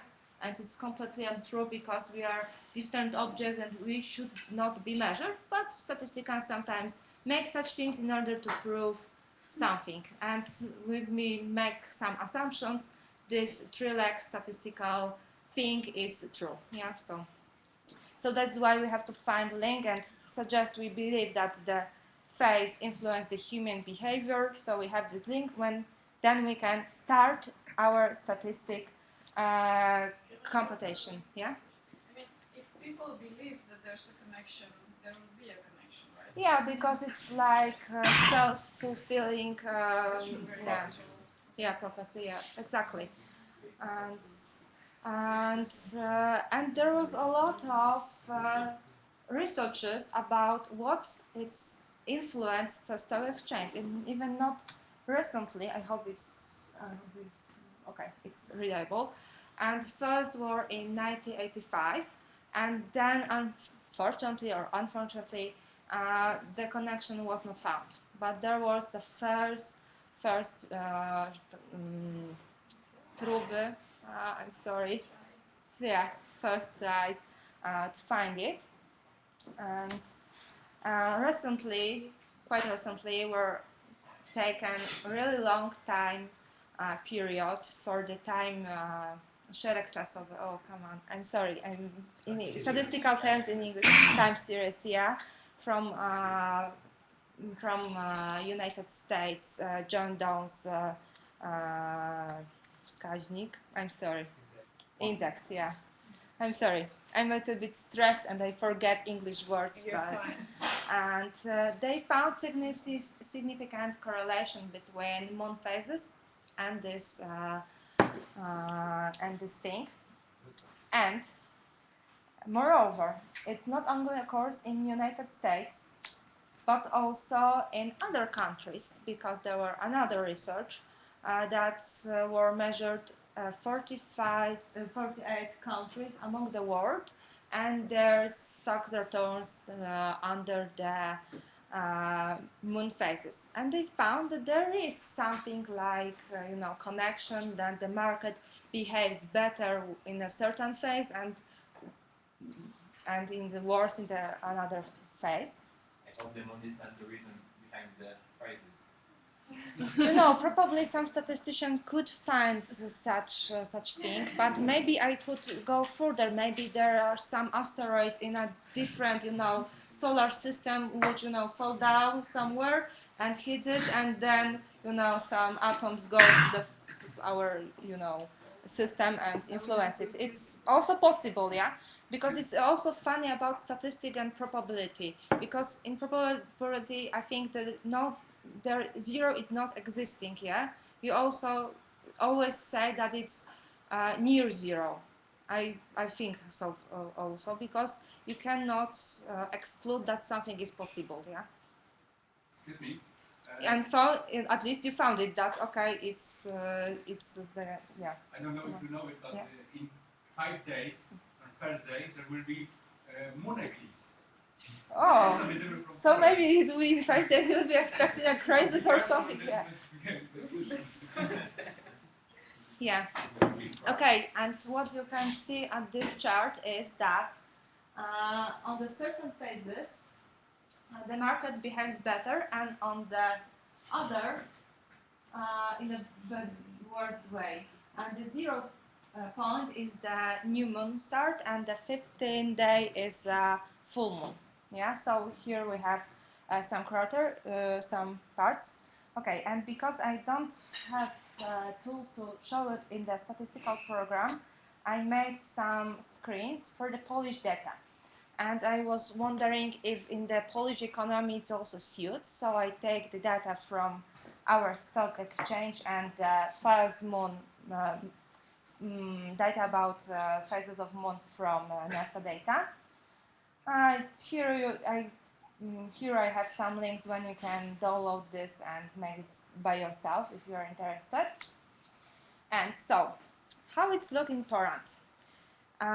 It's not looked very good because, as you can see, this is the state of moon. This is the new moon. This is the first quarter, full moon, and the second quarter. And these are percent of the statistical guessing of the value of the market in a certain day. The analysis was done for the historical data from the last few years from the Polish Stock Exchange and the phase of moons. So predictions more or less, I can't say good because below 70% it's not good, but sometimes they could guess in the half of the observation for the third phase and for the first phase 30. And for example, for the second phase, it's completely unpredictable. So it's not, I even can't say that if there is some influence or not because I can say nothing on this model. Have you compared this to other events during this period of time? Other events like, for example, some shocks or something like that. You know, I try to make I take the quite stable data. I don't know if they are stable because they are from crisis, because they are after 2008. Because in 2008 we have really, you know, some kind of, I don't know, crash or something, and the data from such period will be they are a little bit different, so I try to take from a stable data. So after 2010, there are 2 years, and it's about 1,000 observations. So it's enough for a small time series computations. Okay, and I tried to make a model which could determine the stock exchange range from Poland, and also I have really dramatic okay, it was completely not good. I give it here. I think it would look nicer if I show it in the statistical program how it is done, and one way it looks like this, but it's only a screen, and here are statistical properties which are, you know, completely useless. It shows that this model not suits at all. You can nothing predict about it, and even if the correlation exists, we cannot make anything about it because we can't prognose about it. And in economy, when we make forecasting, the correlation, okay, it's important, but also it's important if we can forecast from our model. It is accurate for the real world. And even if we prove that there is correlation in the phase of moon and the stock exchange, and we cannot predict the future in correlation into that, it's quite useless. Especially when, for example, we maybe add another integrand to our correlation our regression, maybe it would be more suitable, and maybe some additional psychological factors would be discovered in a few years, and we add this to this model, it would be more suitable, because nowadays, in my opinion, it's really hard to say anything about the economy, about the moon phase. Yeah. What would the numbers be if there was a strong correlation? Okay, maybe I return to the slide from the global economy. Okay, here, because if it would be this, okay.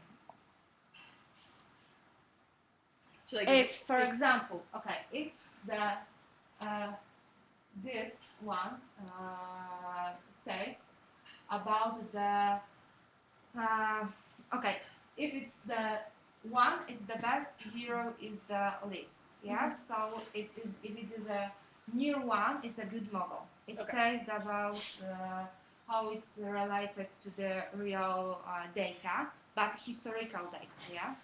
And also those are you know, some kinds of mutation of this first, and p-value is probability, and p-value should be under I think 0.1 is enough. Is such realistic computation, and here we have 1.7. It's too high, definitely too high.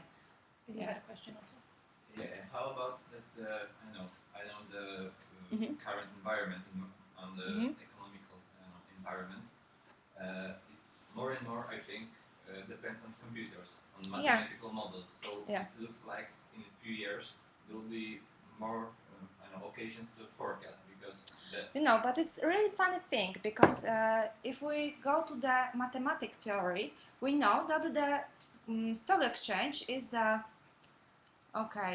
oscyluje wokół zera.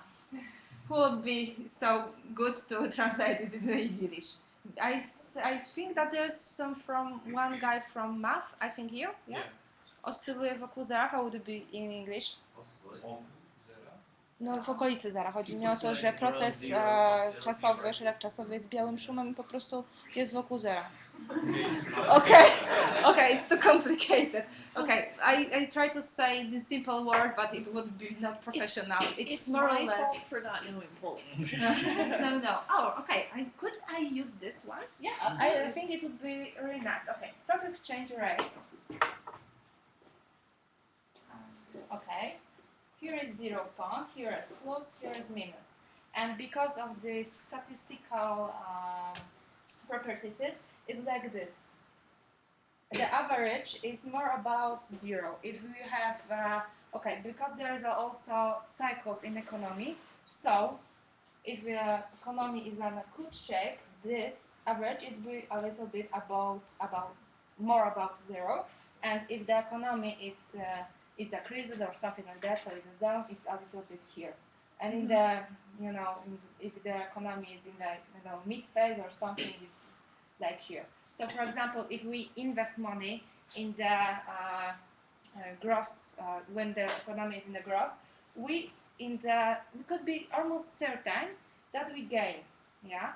But if we have sudden crisis, we could be certain that in the long term we'll lose, and even in the longest term we go to the 0 point. Yeah, that's why the forecasting somehow it's really difficult, and that's why we cannot forecast on the one single market value, and that's why usually we have portfolios. So not one for example stock action, but from a few companies in order to make constant profit, yeah. And what you've determined is that at least in Poland, you shouldn't make your decisions on the based phase on of the moon. Okay. Yeah. Yeah. Okay. Put all your money in bitcoins. Maybe. I think could be interesting if bitcoins are predictable among the main phases of moon. Yeah. We could do that here in class. I don't think we have enough historical data yet on that one. Yeah. But in economy, a really nice thing is also that even if we don't have historical data, we can try to predict from the, for example, this period we have an additional qualitative, not quantitative, but categorical data. So we could talk about it later, and if you have any question, I will be pleased to answer it. Nikt nie chce niczego o szeregach czasowych, tak widzicie, nie? Procesach kowarencyjnie stacjonarnych albo czymś takim. Okay, so thank you. And it was really nice. And thank you for laptop. Questions? Oh, maybe I have last one. Okay, because it's funny about, also it speaks a lot about data. I don't know if you could read it. So it's sometimes more approximately to the economic things that you can read in the internet. So, okay, thank you. Okay. So when we're looking at the data challenge, it might have more to do with the moon than economy. Yeah. Thank you. All right, so we have one more longish session, and we also need to form our teams. Do we want to? I'm worried about starting to form teams because we're going to get so wrapped up and excited about things that we're not going to be fully present for the last session. But we could also really benefit from having those things in mind when we listen to the last thing. Do people want to decide on that together, or do you just want me to arbitrarily decide for you? Say again? You decide it's faster. Is everybody good with that? You know what, twinkle fingers? Okay, cool. Then we're going to do the last session. Ian! And then we're going to have lunch. No, wait. We're going to form teams, and then we're going to eat lunch while we excitedly figure out what we're going to do. Cool? Okay, good. Ian.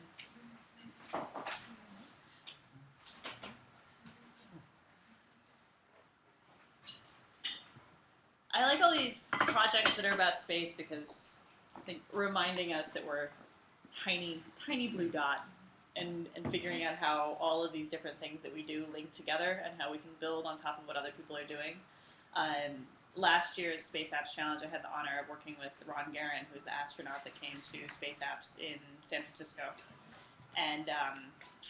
And he has a project called Fragile Oasis, which is trying to figure out how to get all of these different projects that we work on to interoperate. In humanitarian disaster response, there's a huge issue of people gathering a lot of data and then not being able to share it. And there's a thing that happens called survey fatigue, which is when you have an affected population. People will go through, they'll go door to door and they'll be like, hi, what's your name? Seems like your heat is off. How are you feeling? Do you feel safe? And people will answer, and that group will make their heat map of what they think is going wrong, and they'll do what they can based on the challenges that they see. And the next day, another organization will go door to door, and they'll knock on the door, and they'll be like, hi, how are you? It seems like your heat is off. And you go through this time after time after time, and eventually as someone in the affected population, you get tired of answering questions, and you also don't get the feedback loop of anyone having done anything. And so there's a huge initiative right now, which Fragile Oasis is a part of trying to figure out how to safely share data so that you have one group go door to door and they figure out what's going on. And then you only go back to an area to ask targeted information sometimes. And to also make sure that the feedback loop is being closed so that when you go and knock on someone's door again, it's, hi, based on what you said last time, we did this. Now we're wondering about this next thing. But that's why I like Space Apps, and also to fill time that apparently was not enough, but we're getting there.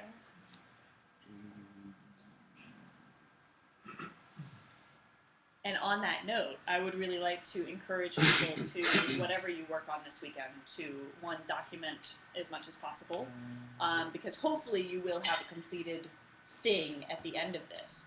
But whether you or someone else continues working on it later, while it's really sharp in your mind this weekend, no one's going to know what it was later, including you. And so comment out your code. If you're not technical and you're following along, you should also document about what you're up to and what you're learning, what the purpose of the project is, the approach that people are taking, the wireframes, like their workflow. Your face is really high. And so comment out your code. That way, if you return to it, if someone else does, especially if you release it under open source, please do that, then everything will be amazing. You can hit gather windows. It's... Well, because you're...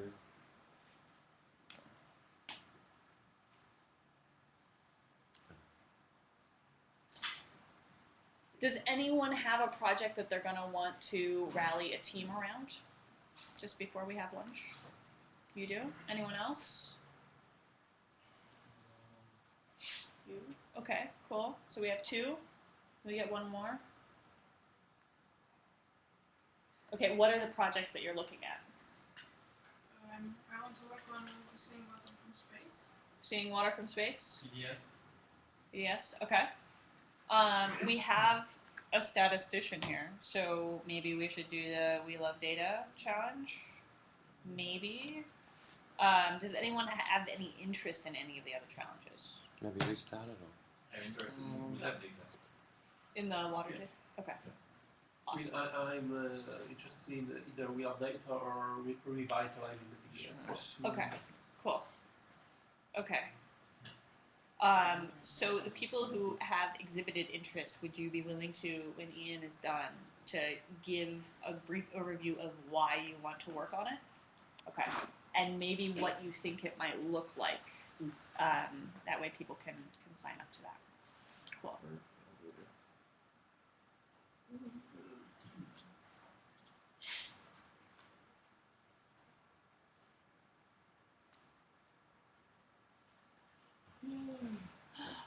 Yes. Also, I'll give a workshop later on how to give good high fives. Really simple. I Perfects your life. Yeah.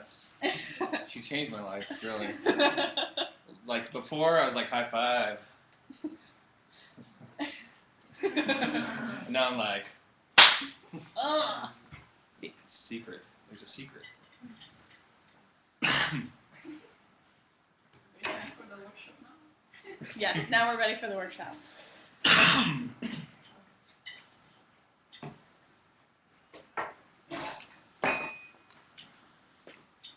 So I'm normally giving this presentation to people doing startups, but I was speaking to Willow, and we thought we could incorporate the two together with today's, well, this weekend's activity. So my name's Ian Scarf. I'm an entrepreneur. I've been an entrepreneur since I was about 17, and I've had many businesses my whole life. Some of them I've spent a lot of money building and haven't made very much money, and some of them I've not spent a lot of money developing and have made a lot of money. So I wanted to talk to you today about lean startup.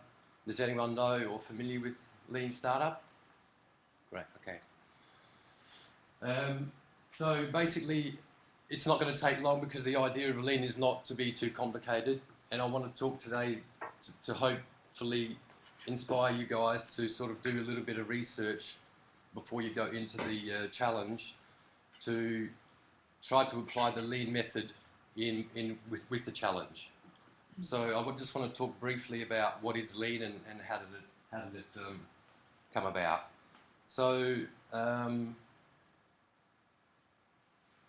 so what's the general idea about lean? First of all, let's talk about some different business models. You could buy, if you wanted to start up a business, you could buy a business, you could open a franchise, or you could start a company. So we all sort of know those things. There are two other methods that you could try to develop a business plan, which is normally very, very long and complicated method. And of course the new, let's say the new sexy method, that's sort of lean approach. And today I'm just going to talk to you about the last two. So the first one is the business plan, and a colleague of mine, Steve Blank, makes a funny comment that a business plan is a document that investors make you write, but they never read themselves. And that's very true. And that's all I want to say about the business plan. I want to talk about now about a startup, or whether we talk about a startup business or developing an app or developing a game. A startup is a project that searches for a repeatable, so not just once, and that's very important, and a scalable model that allows you to expand and grow. So please have a look at that for a few minutes. Like I said, it's a repeatable business model that allows you to scale it and expand and grow. And why do some startups fail? A lot of startups fail because they build the wrong products and they spend a lot of time trying to market those wrong products to the people. And so they don't get feedback very early on the product. and they wasted a lot of money trying to sell the product to the people that they thought that wanted it. I've helped a lot of people in Krakow that are building some startup businesses, and they come to me after they've built a very big portal or a very big game, and they wonder why the customer doesn't want to buy this game.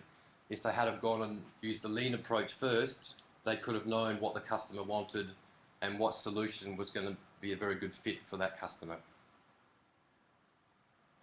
So startup for success, and that's if you can follow a proven model or an approach to help you evaluate the idea or the application, then you've got a good chance of success.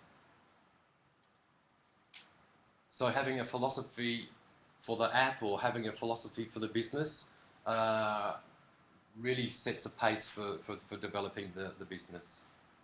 And where does lean sort of come from? I don't know if anyone knows Eric Ries, but Eric Ries is an entrepreneur from the States, and he developed the, let's call it, lean startup sort of model. And he describes it as a new model for business, which directs startup companies to allocate their resources as efficiently as possible. And lean originated from the Japanese word kaizen, which means improvement or change for the better. I don't know if you guys are familiar with the just-in-time method, and this was from the Toyota Motor Company. When they were producing cars, they would have let's say the wheels delivered just in time, where JIT comes from. So the wheels would be delivered just in time as they needed to put them on the cars. And this was saving money, reducing overheads, and this is where the, let's say, production system of lean came into it. There is now lean business models and a lot of other different terms. And the lean startup idea has been successful for many young companies. It helps them make fast decisions by testing product ideas very quickly. And this is a mind map that I've done. So the idea is that if you've got a dream or a vision, or today you might have some ideas for developing an app. That's the vision over there and the dream. And then you have the hypothesis or a business model, and then you build what we call MVP, so minimal viable products. And today, or over this weekend, it's ideal for you guys because you're, let's say, forced into building this app in a very short amount of time, and this is ideal to test the theory of the MVP. After you build let's say, MVP, the minimal viable product, you then would validate the concept. It's probably a little bit hard for you guys to fly to the moon today or into space to test the idea, but that's how you would test it. So once you've tested or validated the concept, you'd gain feedback from the customers, and then you can decide what to do with the business. So you could either continue with the app if it's a customer market fit, or you can decide to pivot, and I'll cover that in a moment, or cancel the idea. But that's the general idea of a lean startup, whether you're developing an app or a game or a business. This is how we do it. And it's, like I said, it's not complicated. You just have to use those cycles there. So the key concepts include the vision we spoke about before, the lean business model. There is a business model canvas that someone's developed. His name's Steve Blanks. And then you work on customer discovery. And customer discovery is very important. Really, it's more about understanding a problem, whether it's space or whether it's on Earth or whether it's a business problem. The idea would be to really understand what that problem was, and then come back and try to develop the app around that problem. And that's, like I said, whether we do it in a business model way or whether it's an app or a game, this is the way to do it. So customer discovery is very important. It's not asking the customer what they want, but more or less understanding what they would need as a problem, and then you providing the solution to that. And then you launch minimal viable products, as I said before. You test them and you pivot. And this is so the first one was the business model canvas. Steve Blank and Bob Dorff are the founders of this model, and this is, let's say, a modern business plan made on a one sort of pager. It's a little more detailed, and I won't go into that today. But Can I interject something really quick? sure. These things are important because if you're just building in a vacuum chamber, no one's actually going to use it. And you need to close the feedback loop between yourself and the people you think are going to use it, so it's not just like useful and sustainable for them, but also for you. Like, even if you are not getting paid for the thing that you're working on, you need to know what your motivation is and make sure that you're getting that out of what you're creating. Does that make sense? And so creating a business model around even something simple that we're working on this weekend or something short that we're working on this weekend means that if you want to continue, you know how that looks and you build that in from the beginning. Yeah. Cool? Thank you. So the minimal viable product, this is sort of what you guys are going to be working on this weekend. Rather than spending months and months developing a big platform or a big system that no one really wants, the idea is to launch a minimal product, which could be a demo app or something like that, with the basic features that includes just enough features and useful things to get feedback from the customer very early.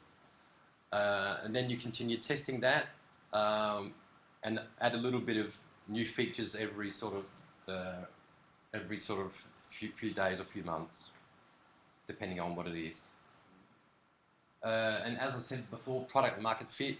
So lean, if you wanted to develop your app from this weekend into a business, then as a business team, you wouldn't consider expanding the business or the app until you've got product market fit. So until you know from the customer's point of view that you've developed what they want, and then you can grow it quite large. So you can scale it, as it says. And pivoting means a major change of some sort. So if you were in a business model or developing the app further, if you didn't have the product market fit, you would either pivot, which means change direction, or cancel the whole idea completely.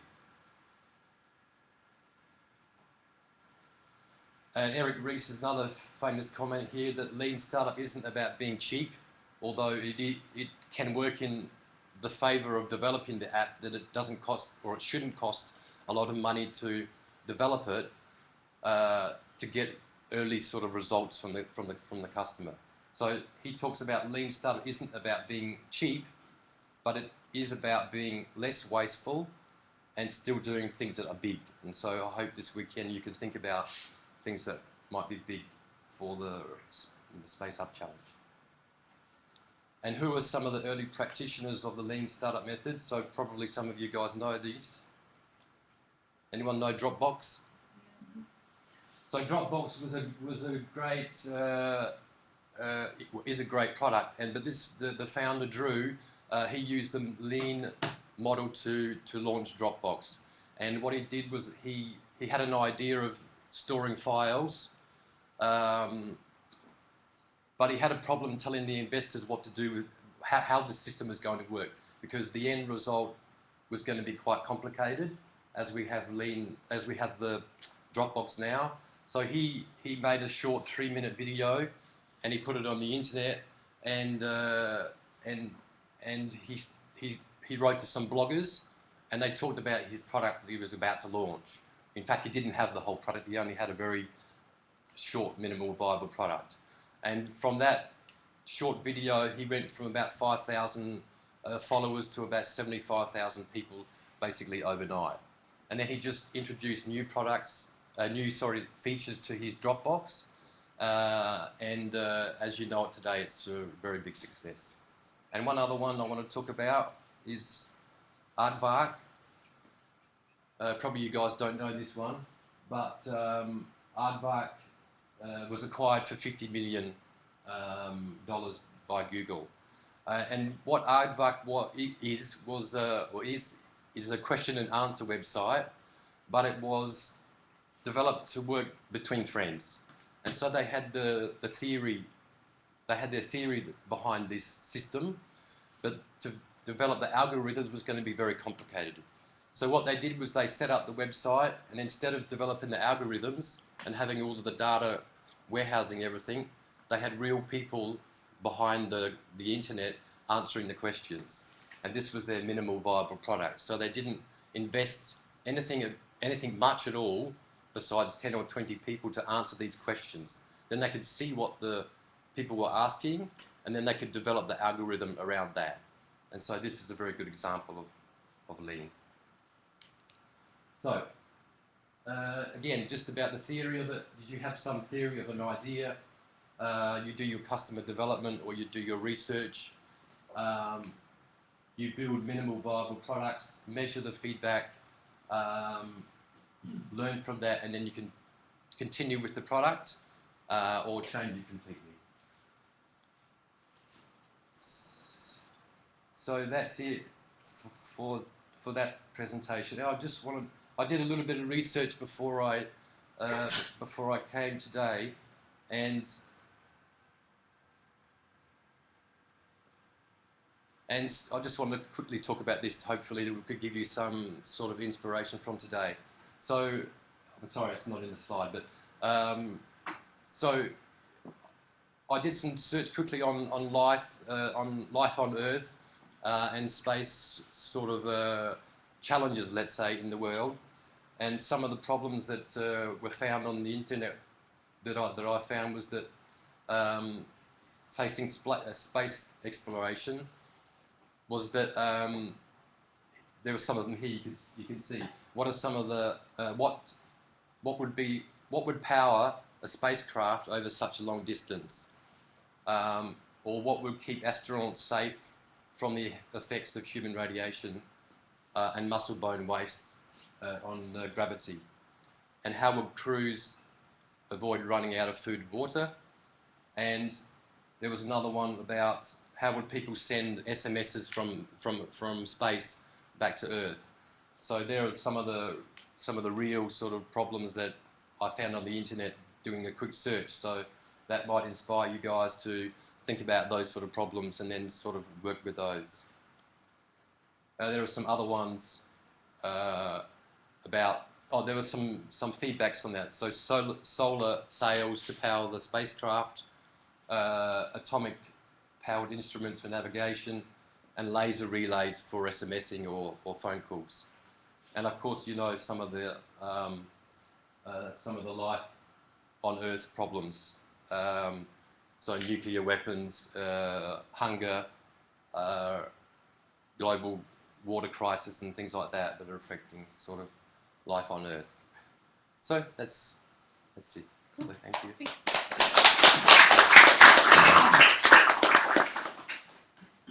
Questions? No questions. Okay. Thanks. You made eye contact, so you're going to go first as far as the challenge that you're thinking about. Okay. Do you want light or laptop? Just show what I had in mind. Thanks, Ian. Because when I was browsing those subjects that you choose, and yeah, I have an idea outside of my skill set right now, and I just came up with this quick one that I think I could manage over 2 days. Okay, so there is this revitalized PDS, right? And the web page is just horrible. When Wait, you look you're at blocking the... Oh, sorry. Yeah. And yeah, when you look at this page, yeah, I don't really know what to click, so it's rather poor user experience. And there is just this great JavaScript library for to present the data, right? And where it is? Oh, it's here. And yeah, just look at it. There are a bunch of different, ways you can present some, I don't know. Here you have something like that. Wait, did you explain what PDS is? I don't really know, but PDS is something like, I don't know, NASA missions. Like, I guess they list every mission that went to the moon. We could, present it in those interactive charts. I'm not really familiar with them, but I guess I would need to read the documentation. And for example, let's say this would be, Apollo missions. Those would be, Russian Luna missions, and in this interactive way, when you look at it, you might have some idea rather than some links that tell you really nothing. Cool. But that's it. And I have a better idea for the space station benefits to humanity. Yeah, and it's more, from my perspective, it's more interesting subject. But what I came up with is, I don't know whether you saw the Red Bull Stratos. Mm-hmm.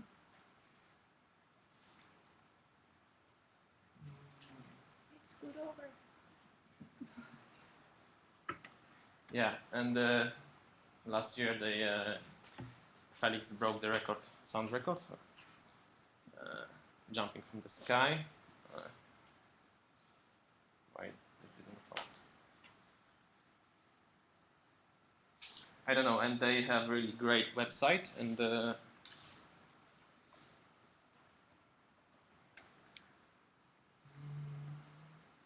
okay, and just look at that, like they have this interactive, chart when they show how the mission would go, right? And when you scroll down, you have this balloon, like the helium expands in the balloon, and you have this planes, the latitude they fly, and I thought we could do the same with the IIS, right? When you scroll down, the Earth rolls, and there are pinpoints around the Earth. When you hover up, there will be a bubble explaining how space technology influence this, but it's outside of my skill set right now. But that's an idea, right? Yeah, it's really amazing. No, it's HTML5, I guess. Yeah, and that's how it looks. Yeah, and I couldn't build it in 2 days, so I just came up with this PDS, because this is also really fun. Those charts, interactive charts, right? There are plenty of them, like this one, for example. Yeah, hover up. You have these connections. There would be some pop-ups to explain something of this, but yeah, it's manageable in 2 days, I guess. I would need to read documentation. Yeah, but that's my idea.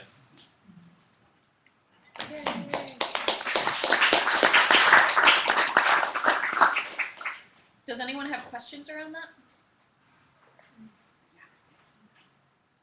Did everyone get it? Okay. Cool. You ready?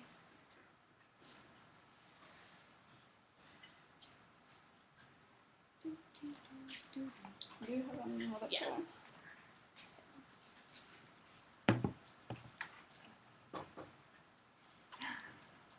I do it right. Yes.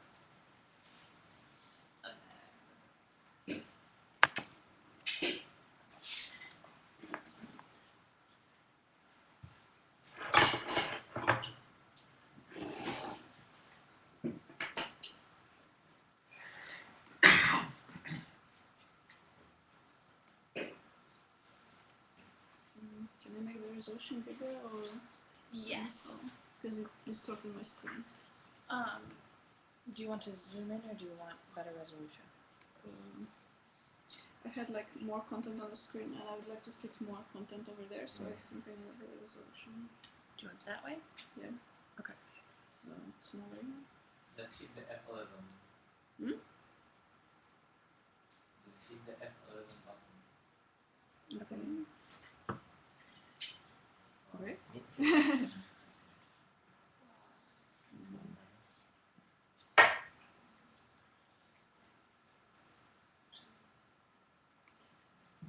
Okay, so the challenge that I want to work on is to use the data that is available about water. There are some measurements about the water bodies. They are very detailed, like they track creeks and lakes and all kind of water you have on the surface. And the challenge was applied to the area of the Altiplano of Chile, which is in South America, in the Atacama Desert, is the place where astrophotographers go to get nice images because there is nothing there. It's a really deserted area, and I have been traveling there, so I have seen firsthand how bad it is. These are some images. It's Earth. It looks like this. So basically, in this region, having or not having a little bit of water is really important. So I thought it would be really interesting to use this data to put it on a map and see, as time went, how the water situation evolved in this region. If we make something, of course, it could be applied in other regions as well, but we can start with this one. I also know that across South America, having less and less water is a problem, because when I was trekking here, people said that 20 years ago snow was down to here, and now it's only up there. It's like this height is more than 4,000 meters. This is 3,000, I think, and the snow recedes really fast in the last 20 years. So what I'm expecting is that if we do something like a time lapse, we'll be able to see how snow restricted on the map, so it only stayed in the higher places. I'm not sure exactly what we can do because there is a lot of data, so I think the first step would be to make sense, to understand a little bit what is there, what's the resolution, and then the next step would be to somehow put it on the map and allow to go in time, maybe, I don't know, month to month in the last 20 years or something like that, and see how these features evolved.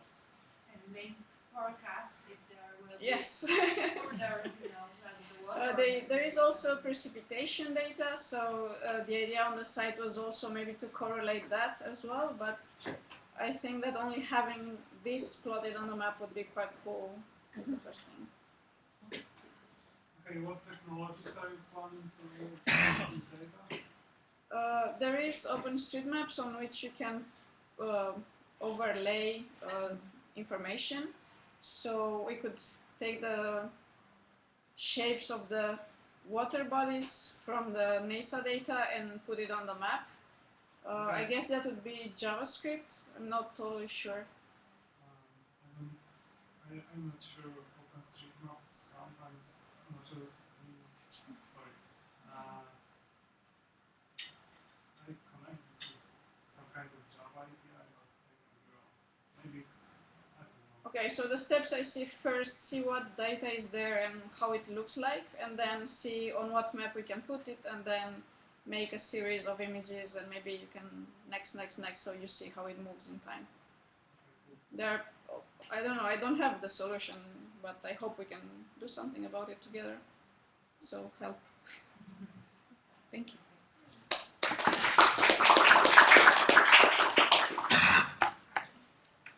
There was one other person. Yeah, I guess. Okay, so I don't have anything to show, just no really clear idea what to do. I'm interested in doing something with the planetary data system, or the PDS data, which is the data from all the planetary missions, or with the NASA API and trying to show what's going on in there. I mean, my first idea was to doing something like the current view, what was recently published, what is available, what even is there to take, to look at, and to do something with it. And then I went into the PDS site and the API site and decided that it's pretty hostile for me, and it's difficult to find out what's available in there, even if you're staring directly at it. So I like to either do some kind of visualization that would show what data is available, what was recently published, how the data that is available, what was gathered in time to show it, how it accumulated over time, or to do some kind of a browser that would make it easier for other people to make sense of that data.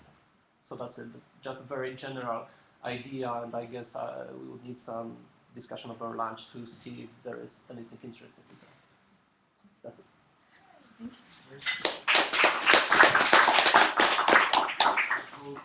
Two projects on it. One about API for R, and one about API for Python with this PDS. I would like API for people. I mean, it's like something for R and for Python, that's good for writing your own software. What I'm interested in is showing this data to people who actually want to do something with it. Yeah, it's something that's very neat because when I was looking at the data, trying to make sense of what I can use for my project, I was like, what is this really? Like, in simple words. Yeah. Now, I don't know how much exactly we can do without having much more domain knowledge about what actually is there in that data. I mean, how much metadata is there, how many descriptions are available, but I know at least some of the descriptions are available if you click and dive deep into what's available, and it's pretty well structured, so it should be enough to show like a nice browser that is readable to people, but that's just a wild guess. I admit I haven't spent a lot of time on it. And you also have a few people here who are domain experts, or there's some aspects of the domain, and there are many people online who would be thrilled to help. Cool. I'm not sure if I missed it earlier because I got here a little bit late, but is there an overall mission? Yes. And is there a protocol we should follow? To do epic shit. I can. Do people want me to reiterate on our overarching thing, or I can? Okay, so we're building. This is a international event. We're working on the 50 challenges that are listed on the Space Apps site. We can come up with our own as well if we want to, but they spend a lot of time curating them for what's useful. And we're going to try to plug into other places or the virtual participants, but definitely focus on who we have here. And I want to just, if I can, add some value. Have we looked at the epic shit and see if it's possible to do from Yes. Krakow? Or So those are. Is that what we're looking at? Because Yes, that's what we're looking at. Those are the ones that the lovely folk just stood up to talk about, or some of the ones that were already curated about what speaks to them based on the skill set that we have. So let's have more food and perhaps more coffee, if it makes sense. Talk through these ideas, figure out, so we all have something to contribute regardless of what our backgrounds are. We can do user experience, we can do user testing, we can help document, we can code, we can learn how to code and do bugs. I think everybody can, sorry. Yeah, no, go ahead. I think everybody can look at what data is, anybody can look at the data that is available and figure out, train from it and figure out if it makes sense or not, or things like this. Yeah. And as my mentor Gunnar says, questions are the currency of collaboration. Remember that you all have something to contribute. If you need to ask a question, you should ask it, and each of you needs to hold the space for each other in making sure that everyone is heard and that everyone is appreciated. Cool? And we're all also responsible for eating copious amounts of food. Okay. Cool. And just start working as it makes sense. I'll come pester you in a little bit if you seem to not have something to do. Okay.